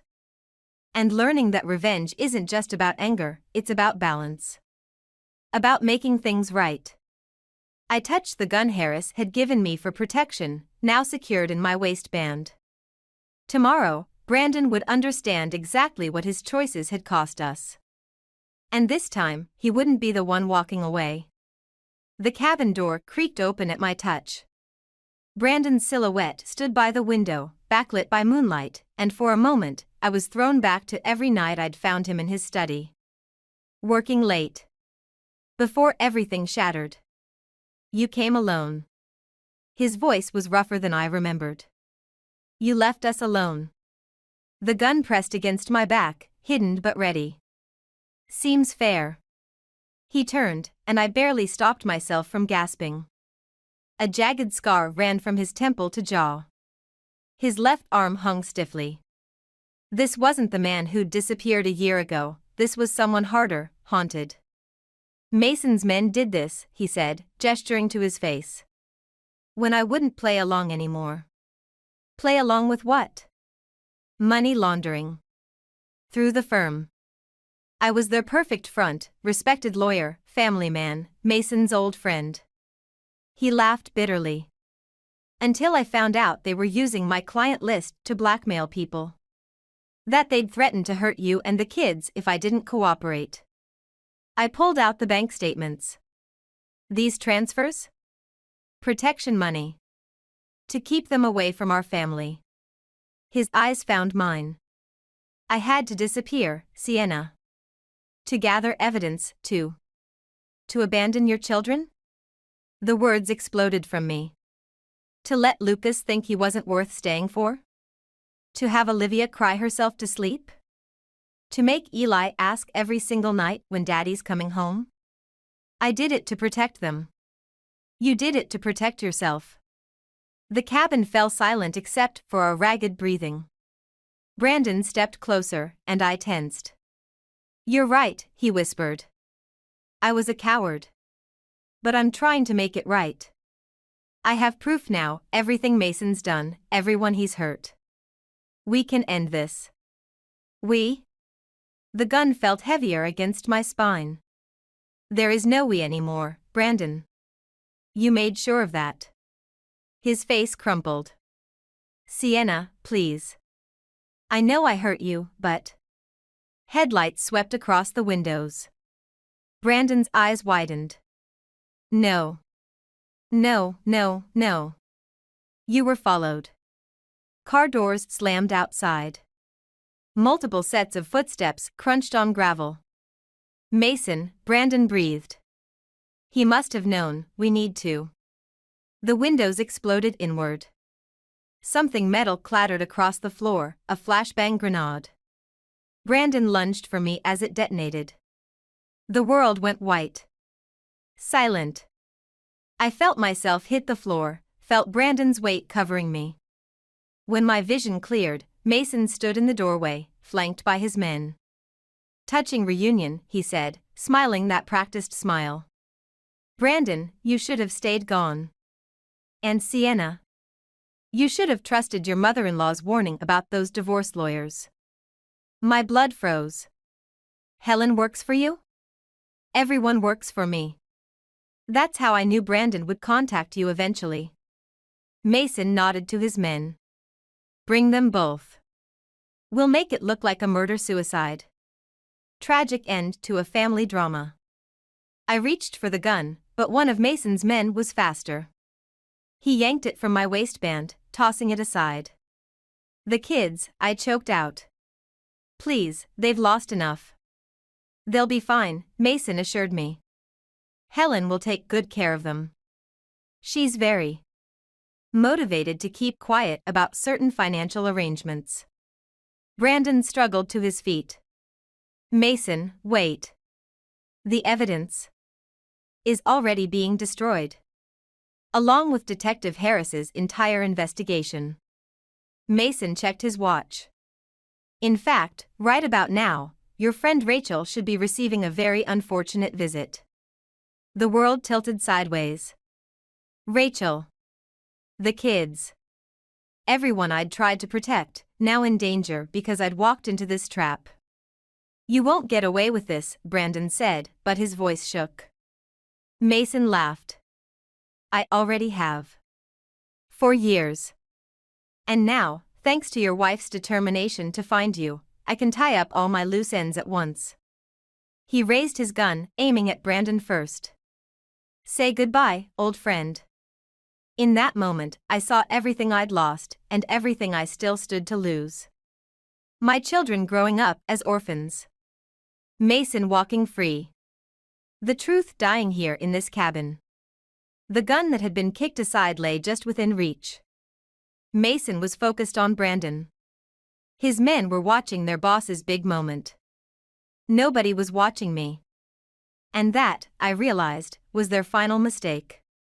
The discarded gun felt like salvation in my hands. Mason was still talking, savoring his moment of triumph, when I rolled and fired. The bullet caught his shoulder, spinning him backward. His men reacted instantly, but Brandon was faster, tackling the nearest one as chaos erupted in the cabin.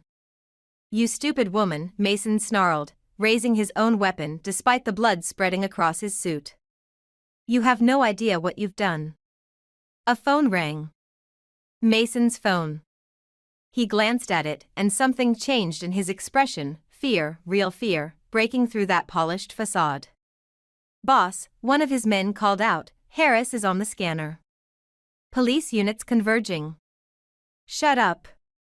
Mason's gun swung between Brandon and me. This ends now. I'm not going to prison? I finished. Like all those people you blackmailed? Like Brandon's clients whose lives you destroyed? Brandon inched closer to me. It's over, Mason. The evidence isn't just in one place. It's everywhere. Every account, every threat, every crime, I spent a year making sure you couldn't bury it. Mason laughed, but it was brittle. You really think? Helen talked. The words hit him like physical blows. An hour ago. To Harris. That's probably what that call was about. His face contorted. You're lying. She chose her grandchildren over you. I met his eyes. That's something you never understood about family, Mason. Real family. It's not about control. It's about choice. Sirens wailed in the distance. Mason's remaining man backed toward the door. Don't you dare move, Mason snapped, but his authority was crumbling. The man fled into the darkness. You know what the funny thing is? Brandon's voice was quiet. A year ago, I ran because I thought I was protecting my family. But Sienna. She protected them better than I ever could. By staying. By fighting. By being stronger than both of us. Mason's gun hand trembled. Shut up, both of you. I can still. Still what? I stood slowly, keeping my weapon steady. Kill us? Make it look like a murder-suicide? The police are coming, Mason. Rachel is safe, she was never home tonight. The kids are with Harris. And you're bleeding out in a cabin full of evidence. The sirens grew closer. Mason's face twisted through a kaleidoscope of emotions: rage, fear, desperation. His finger tightened on the trigger. Mason, Brandon said softly, remember when we were kids? When you told me your father was hitting your mother, and I helped you get them both out? You said you'd never become him. Never hurt families like that. Something broke in Mason's expression. The gun wavered. But you did become him, I pressed. Worse than him. You just wore better suits and used fancier words. I protected people, Mason whispered. No. You controlled them. There's a difference. Red and blue lights flashed through the windows. Mason looked at his gun, then at us, then at the door. For a moment, I saw the scared kid Brandon had once helped, trapped beneath years of power and corruption. Mason, Brandon said, choose better this time. The cabin door burst open. Detective Harris led the charge, officers flooding in with weapons raised. Mason's gun clattered to the floor. As they cuffed him, he looked at me one last time. You'll never feel safe, you know. There will always be someone else, someone worse. Maybe, I cut him off. But we'll face them together. As a family. That's something you'll never understand. They led him out into the night. Brandon touched my arm tentatively. Sienna, don't. I stepped back. This doesn't fix what you did.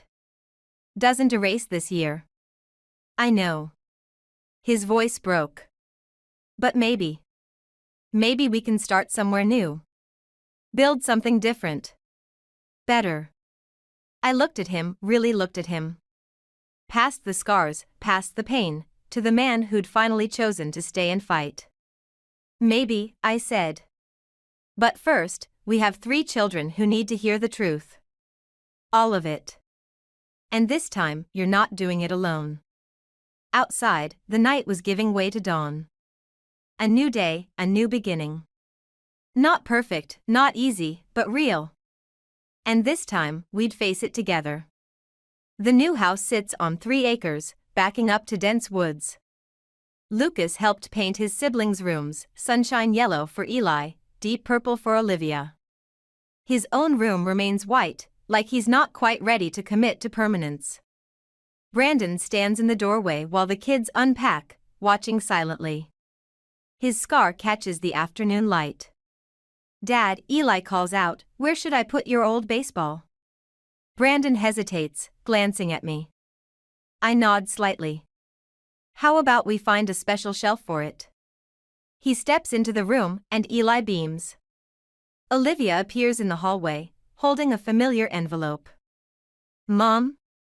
I found this in one of the boxes. It's Mason's letter from prison, delivered last week. I take it from her carefully, remembering his words. I understand now what Brandon was trying to protect. What you were fighting for. Maybe in another life, we all could have been the family we pretended to be. Just some old paperwork, I tell her. From before the move. She studies my face with those 2 wise eyes. Are we safe here? Yes. The answer comes easily now. Detective Harris made sure of it. And your father. I meet Brandon's gaze across the room. He's not running anymore. Later, after the kids are asleep, I find Brandon in his new study. No hidden compartments in this desk. No secrets in these walls. Mason's sentencing is next week, he says without turning around. I know. The prosecutor wants me to testify. And? He turns, shadows playing across his scarred face. I'm going to tell them everything. Every detail. Even the parts that make me look worse. Good. A pause. Then, I found this in Lucas's room. He holds up a crumpled paper, college applications. He's looking at schools near here. Not running away to California like he planned. He's choosing to stay, I say. That matters. Brandon's hands shake slightly as he sets down the papers. I keep waiting for you to tell me to leave. To say this isn't working. Would you? If I asked? Yes. His voice cracks. Because you've earned that right. To choose. To decide what happens to this family. I move to the window, looking out at our new yard, our new life. You know what I learned this year? Revenge isn't about destroying someone. It's about taking back power. Making them face what they've done. And have I? Faced it? You're trying. I turn back to him. That's why I haven't asked you to leave. Because you're finally doing the hard work. The real work. He nods slowly. I found another letter from Mason yesterday. He asked me to visit him in prison. Are you going to? No. Brandon straightens some books on his desk, a nervous habit from before that survived everything else. Some bridges stay burned. Some choices can't be unmade. A sound from upstairs, Eli calling out in his sleep. We both move instinctively toward the door, then pause. I'll go, Brandon says. We'll both go, I correct him. That's how it works now. As we climb the stairs, I think about Mason's last words in court, we all make prisons for ourselves. He was right, in a way. But he never understood that some prisons are meant to be escaped, while others, like family, like love, are choices we make every day to stay. Eli settles quickly with both of us there. In the hallway, Brandon touches my arm gently. Thank you, he whispers. For showing me how to stay. How to fight. Thank you for learning.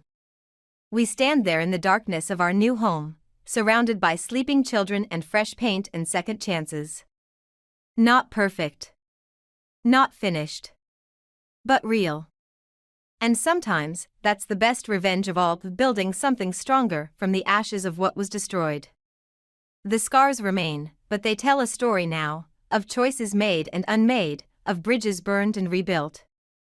Of a family that learned to fight not just for survival, but for each other. That's a story worth telling. Worth living. Worth staying for.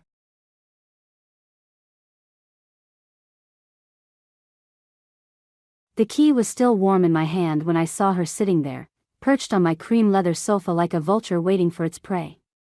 Helen Mitchell, my mother-in-law, wearing that signature smirk that made my stomach turn. Well, look who finally decided to come home, she said, tapping a stack of papers against her knee.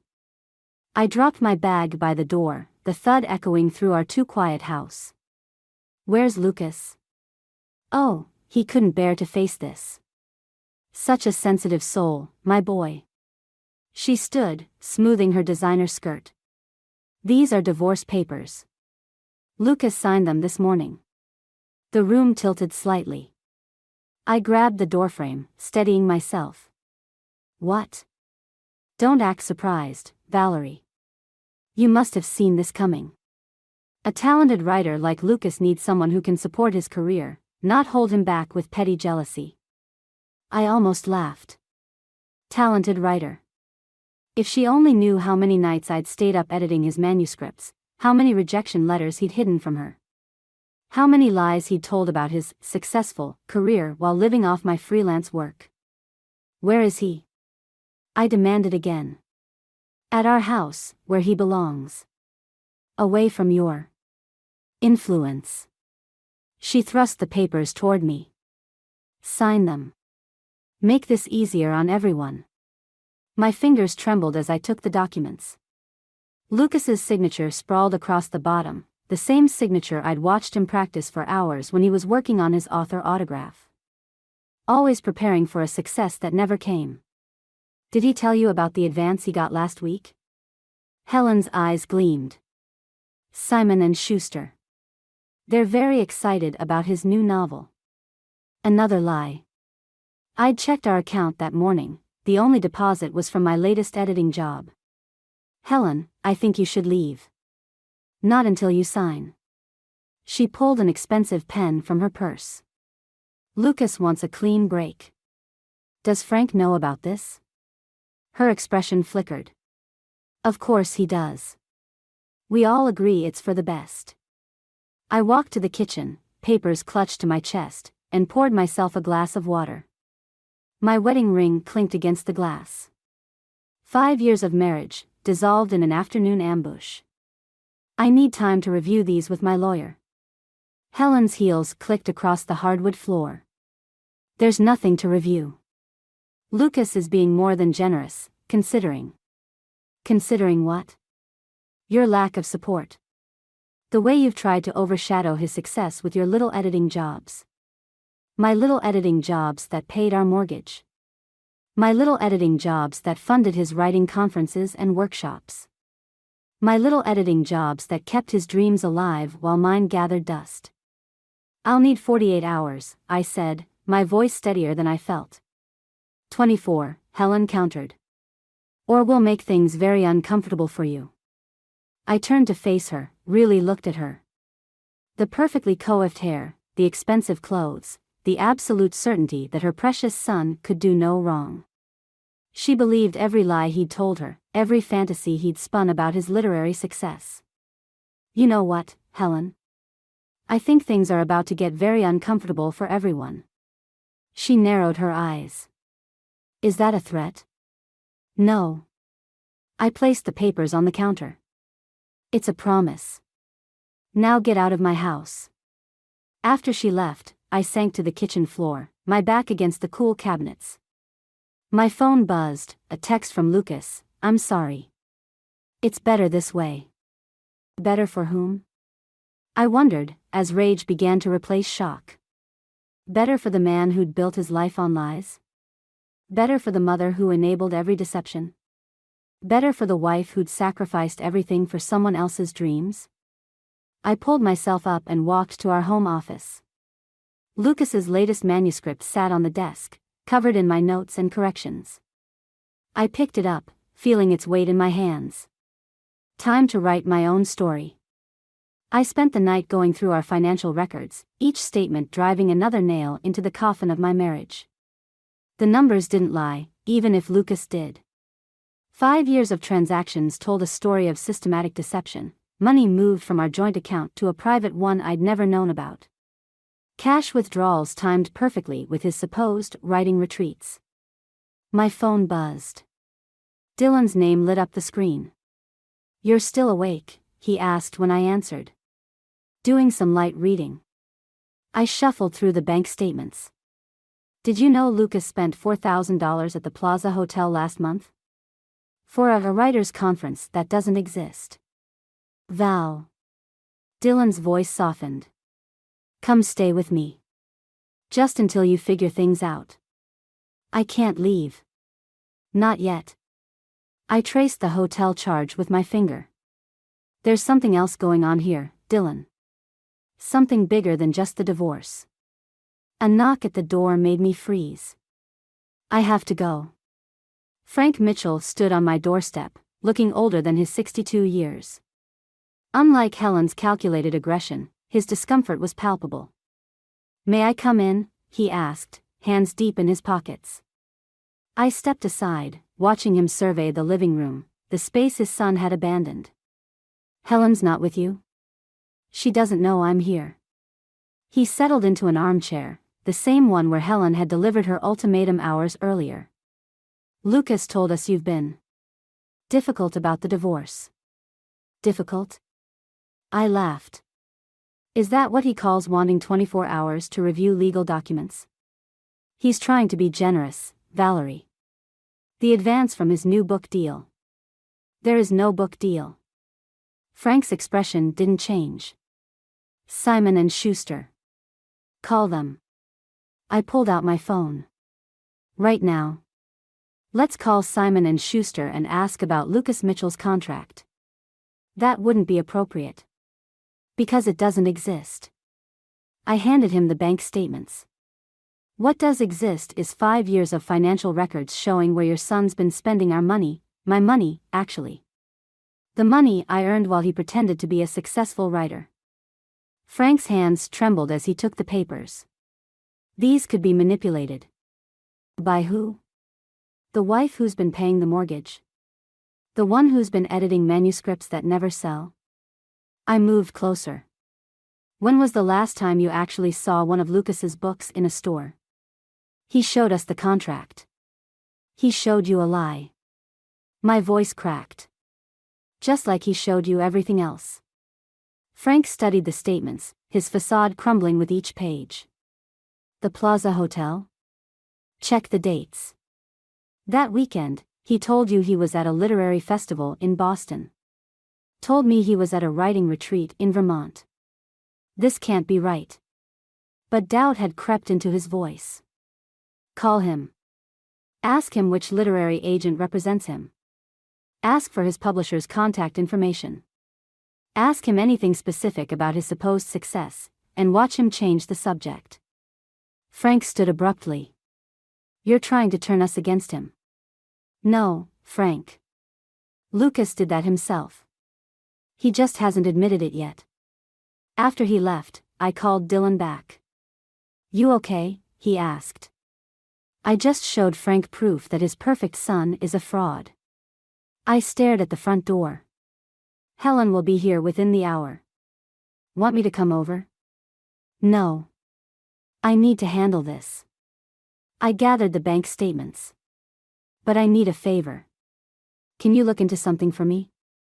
The Plaza Hotel charges. I want to know who Lucas was really meeting. You sure you want to know? I'm sure I need to. I heard a car door slam outside. Helen's here.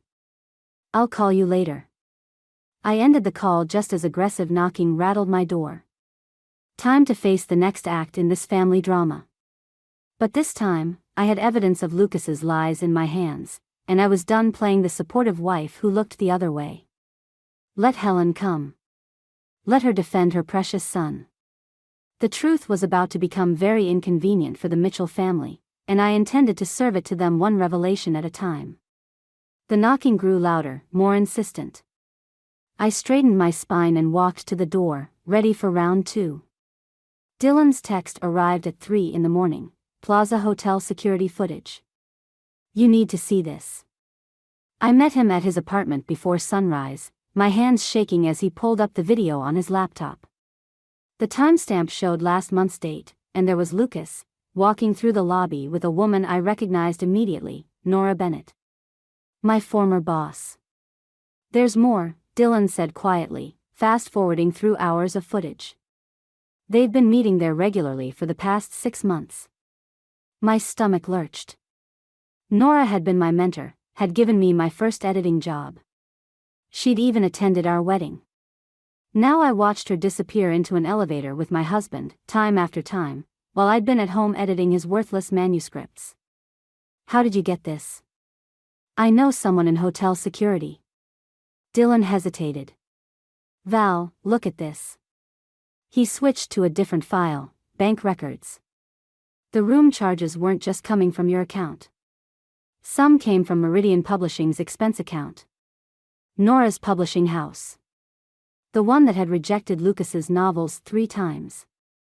My phone buzzed, a text from Lucas, we need to talk. Coming over now. Perfect timing, I said, forwarding myself the video files. Mind if I borrow your printer? 20 minutes later, I was home, spreading documents across our dining room table when Lucas walked in. He looked terrible, unshaven, shirt wrinkled, dark circles under his eyes. Good. Val, please, just sign the papers. He ran his hands through his disheveled hair. Mom's driving me crazy, Anne. How's Nora? He froze. What? I slid the hotel security photos across the table. Still rejecting your manuscripts? Or just accepting other services? It's not what you think. Really? Because I think you've been sleeping with my former boss while embezzling money from both me and her company. I tapped the bank statements. The numbers don't lie, Lucas. Even if you do. He collapsed into a chair. I can explain. Explain what? How you use my connections to get close to Nora. How you've been stealing my money to maintain your fake success story. Or how about explaining to your mother that her precious literary genius son is actually a fraud? Don't tell her. His voice cracked. Please, Val. It would kill her. Like you killed us? I stood up, gathering the evidence. You have 24 hours to tell your parents the truth. About everything. Or I will. You wouldn't. The Lucas I married wouldn't have cheated with my mentor or stolen my money. Guess we've both changed. He grabbed my arm. I'll tell them you're lying. They'll believe me. They always believe me. I yanked free. Check your phone. He pulled it out, face paling as he saw the video I'd just sent. Val. 24 hours, Lucas. Tell them, or everyone sees this. Your parents, Nora's husband, the board at Meridian Publishing. Everyone. You're bluffing. Try me. I walked to the door. Oh, and I've frozen our joint accounts. Good luck explaining to Helen why her successful author son suddenly can't access his money. This isn't you, he said. You're not vindictive. You're right. I'm not vindictive. I turned back to him. I'm just done lying for you. After he left, I called Nora's office. Valerie, she answered, too brightly. What a surprise. Check your email. A pause, then sharp intake of breath. I can explain. Save it for the board meeting. I'm sure they'll be very interested in how company funds were used to finance your affair with an aspiring author. Especially one you've officially rejected 3 times. What do you want? Nothing. I ended the call, then dialed Dylan. It's done. How long until the bank records reach Meridian's financial department? Already sent. Anonymous tip about expense account irregularities. I looked at the divorce papers on my desk, Lucas's signature a reminder of every lie he'd told. Thank you. Val? You okay? No. I watched the sun rise through my window. But I will be. The countdown had begun. 24 hours until Lucas's carefully constructed world imploded. 24 hours until Helen's perfect son was exposed. 24 hours until the truth finally set me free. I picked up my phone as it buzzed with another desperate text from Lucas. This time, I didn't respond. Some lies don't deserve a second chance. The email from Meridian Publishing's board arrived exactly 20 hours into Lucas's deadline. I was sorting through old manuscripts in our home office when my phone chimed. Nora Bennett had been suspended pending investigation. The company would be conducting a full audit of all expenses.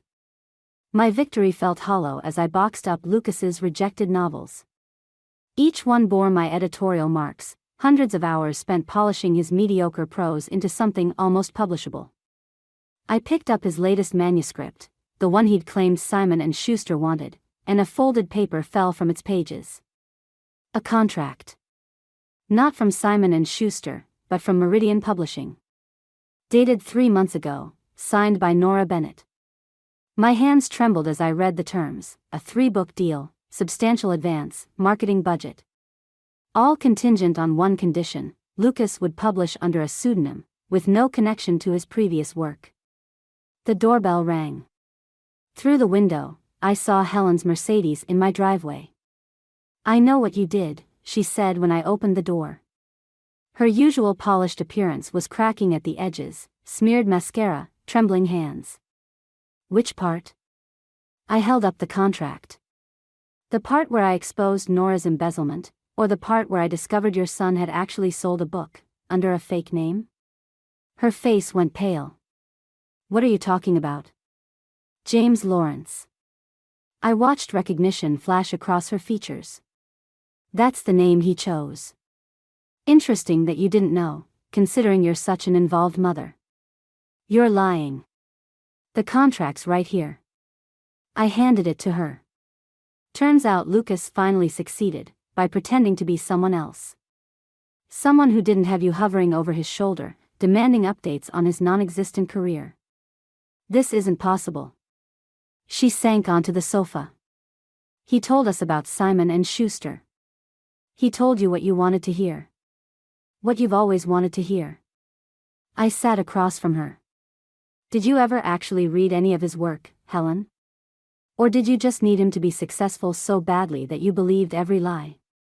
My phone buzzed, Lucas calling again. I ignored it. Why are you doing this? Helen's voice cracked. Why destroy our family?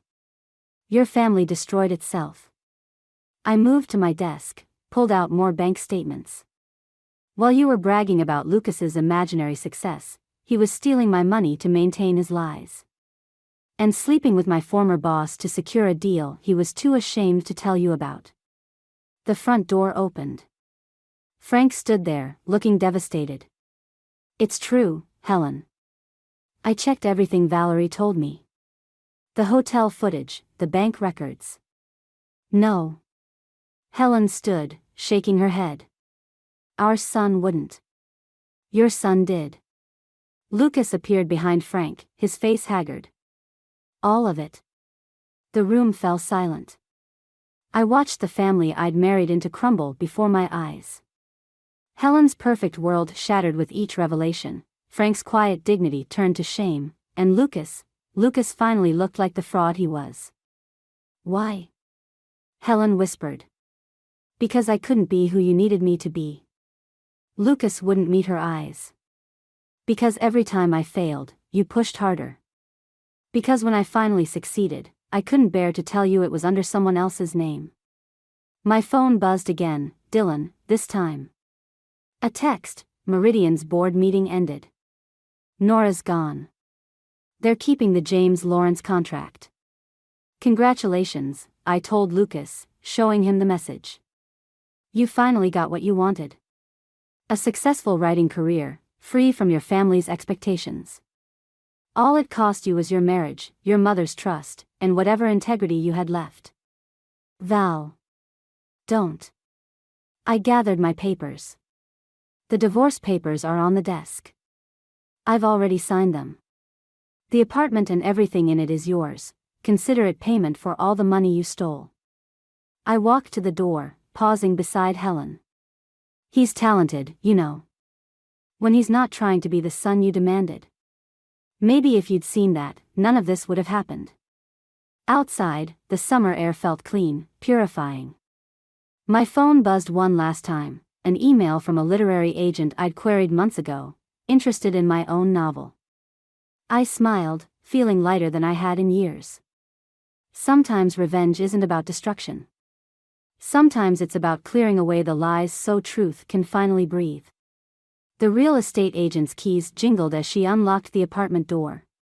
It's smaller than your current place, but the location is perfect.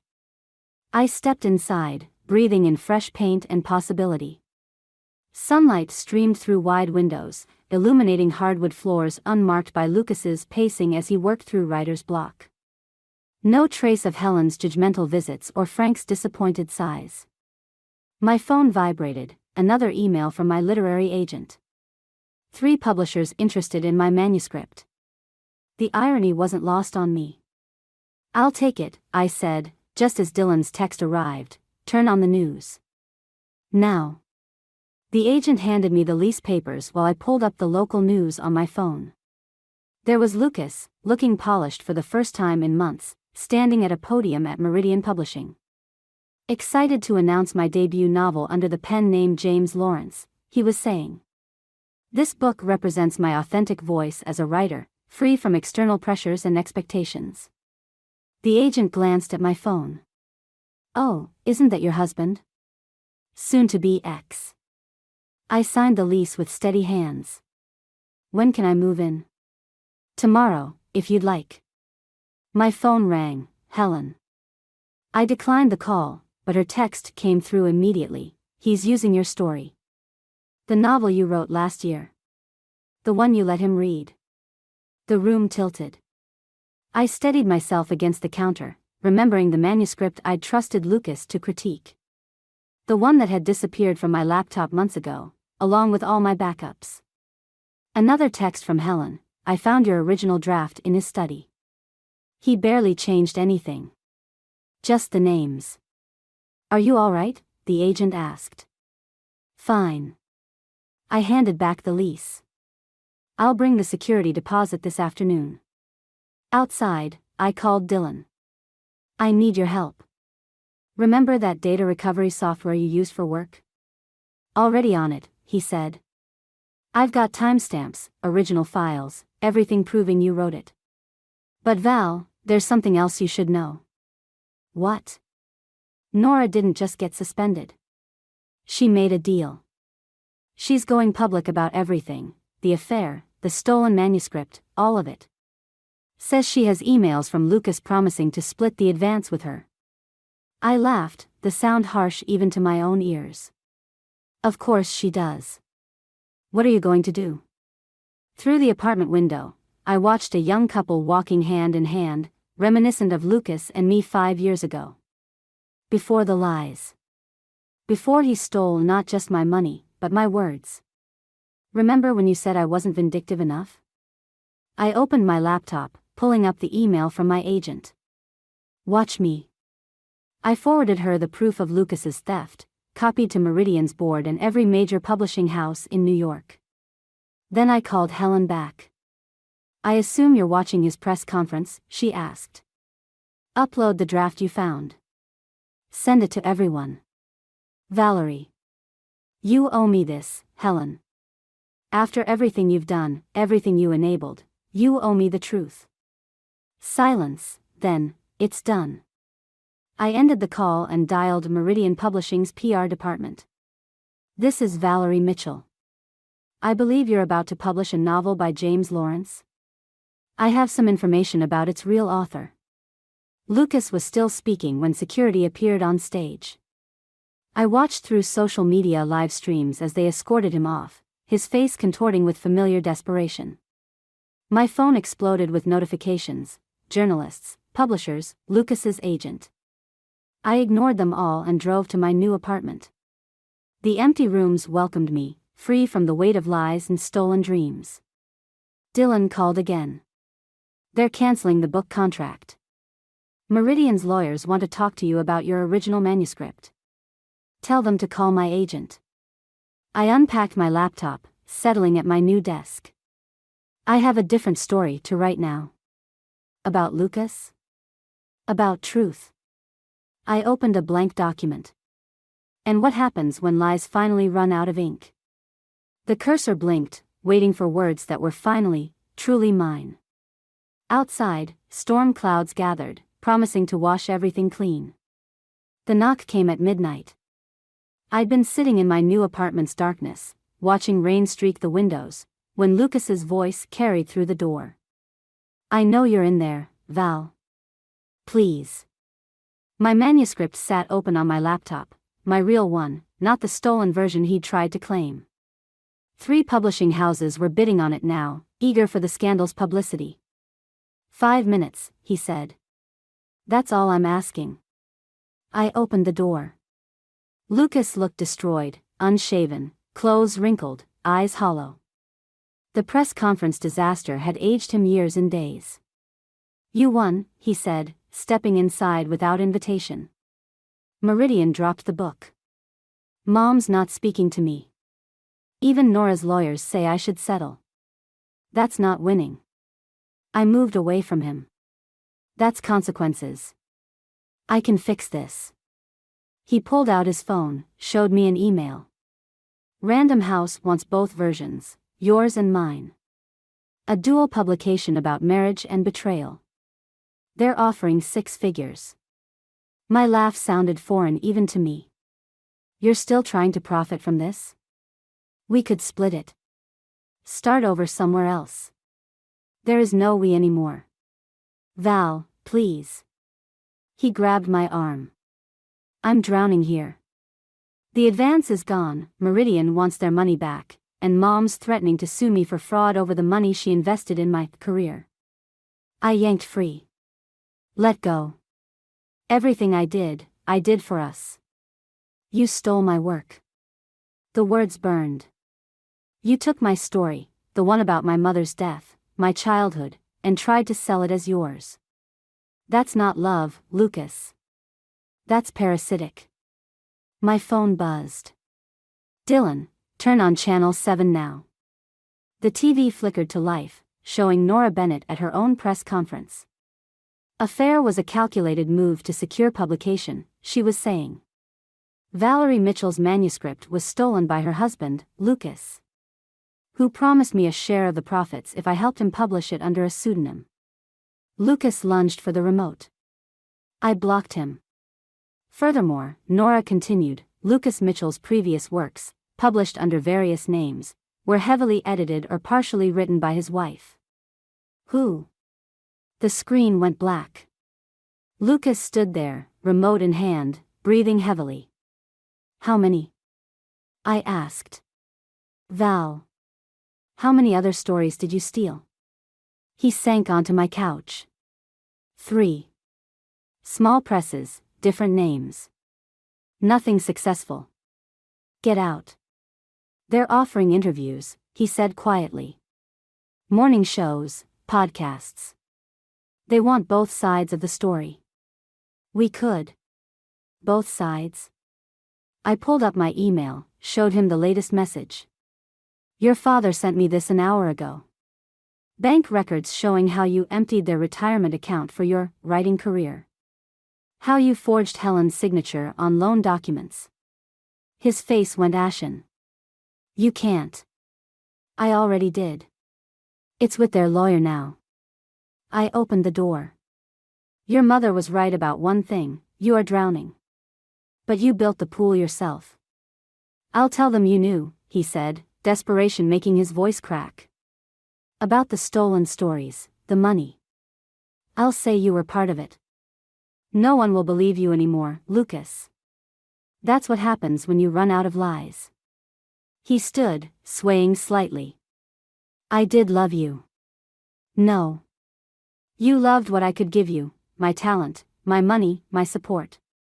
But you never loved me. After he left, I sat at my desk, staring at my manuscript. The story of my mother's battle with cancer, my journey through grief, words Lucas had tried to claim as his own. My phone buzzed again. Helen, Frank's pressing charges. I'm sorry. Sorry for what? Believing Lucas's lies? Enabling his theft? Or just sorry she'd backed the wrong writer? Rain pelted the windows harder, matching my heartbeat. I opened a new document and began to type. Not the story Lucas stole, but a new one. About a woman who thought love meant sacrifice, until she learned it meant survival. The cursor blinked, waiting. Outside, police sirens wailed in the distance, heading toward Lucas's apartment. I kept typing, each word a brick in the wall between my past and future. Some stories can't be stolen. They have to be lived. The courthouse hallway stretched before me like a gauntlet. Helen sat alone on a bench, her designer outfit wrinkled, her perfect posture finally broken. Frank stood by a window, talking quietly with their lawyer. Lucas was nowhere in sight. Ready? Dylan squeezed my shoulder. Before I could answer, the elevator dinged. Lucas emerged, flanked by 2 officers. His suit hung loose on his frame, his wrists cuffed in front of him. Our eyes met across the marble floor. Valerie. Helen's voice cracked. Please. Don't do this. I'm not doing anything, I said. Your son's actions are. Lucas shuffled closer, the officers guiding him toward the courtroom. Mom, I'm sorry. Save it, Frank cut in, turning from the window. You've done enough. The courtroom doors opened. As we filed in, I caught fragments of whispered conversations, reporters discussing the scandal. Publishing industry people speculating about book deals, curious onlookers drawn by the drama of a failed writer who'd stolen his wife's work. I took my seat beside the prosecutor. Lucas sat across the aisle, his attorney whispering urgently in his ear. The judge entered, and silence fell. Before we proceed, the judge said, I understand there's a potential plea agreement. Lucas's attorney stood. Your Honor, my client. I want to speak. Lucas rose, ignoring his lawyer's attempt to pull him back down. I need to say something. The judge peered over her glasses. Mr. Mitchell, I advise you to let your counsel. I did it, Lucas said. All of it. The theft, the fraud, everything. But I want to explain why. Sit down, his attorney hissed. I couldn't bear being a failure, Lucas continued, his voice breaking. Not to my mother, not to my wife, not to myself. Every rejection letter felt like proof that I wasn't good enough. So I started lying. Small lies at first, then bigger ones. Until the lies were all I had left. Helen sobbed quietly behind me. The truth is, Lucas turned to face me, I stole Valerie's story because it was everything I couldn't write, honest, raw, real. I told myself I deserved it because I'd supported her career, edited her work. But that was another lie. She supported me. She believed in me. And I betrayed that belief in every possible way. The judge cleared her throat. Mr. Mitchell. I accept whatever punishment the court decides, he said. But I needed Valerie to know, it was never about the money or the fame. It was about being worthy of the faith she put in me. Faith I never deserved. The courtroom erupted in murmurs. I sat frozen, feeling the weight of every eye on me. Lucas's words hung in the air, a final truth among countless lies. Your Honor, I stood, my voice steady. May I speak? She nodded. Lucas is right about one thing, this isn't about money or fame. It's about trust. He didn't just steal my work, he stole my story. My mother's death, my grief, my healing, he took experiences he never lived and claimed them as his own. That's not love or admiration. That's theft of the worst kind. I turned to face him directly. You wanted to be worthy? You could have been. By writing your own truth, not stealing mine. The judge called for order as the room buzzed with renewed whispers. Lucas slumped in his chair, the fight finally gone from him. Helen's quiet sobs had stopped, replaced by a hollow silence. The plea deal was read, the sentence pronounced. As the officers led Lucas away, he paused beside me. I really did love you, he whispered. No, I said. You loved the reflection of yourself you saw in me. There's a difference. Outside, reporters swarmed the courthouse steps. I watched through the window as Helen and Frank pushed through the crowd, their family's facade finally, irrevocably shattered. Dylan touched my arm. Want to use the back exit? I shook my head, gathering my belongings. No more hiding. No more shadows. It was time to step into the light and tell my own story, in my own words. Finally, the truth would have its day in the sun. The bookstore's lights cast a warm glow over the crowd gathering for my first reading. Through the window, I spotted Helen standing outside, clutching a copy of my memoir. She hadn't come inside, but she hadn't left either. Ready? Dylan asked, adjusting the microphone stand. I opened my book to the marked page, running my fingers over the dedication, for my mother. Who taught me that truth is the strongest story we can tell. The chapter I'd chosen wasn't about Lucas or his betrayal. It was about my mother's last day, how she'd made me promise to write our story someday. How she'd known, even then, that words could heal what time couldn't.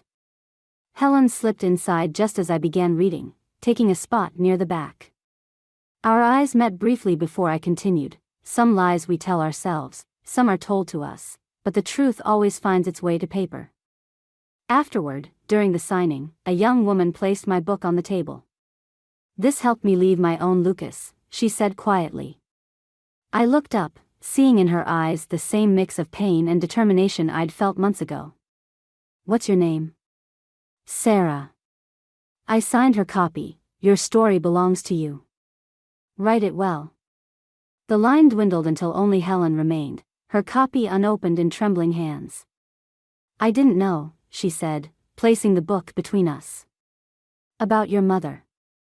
About any of it. You never asked."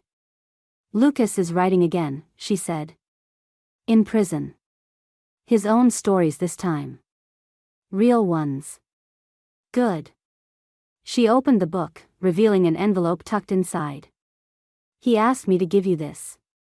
Said it was from before. Everything." I recognized the paper, the expensive kind Lucas used to buy when we first married, when hope still felt like enough. "I can't." "It's not asking for forgiveness," Helen said. "Just understanding."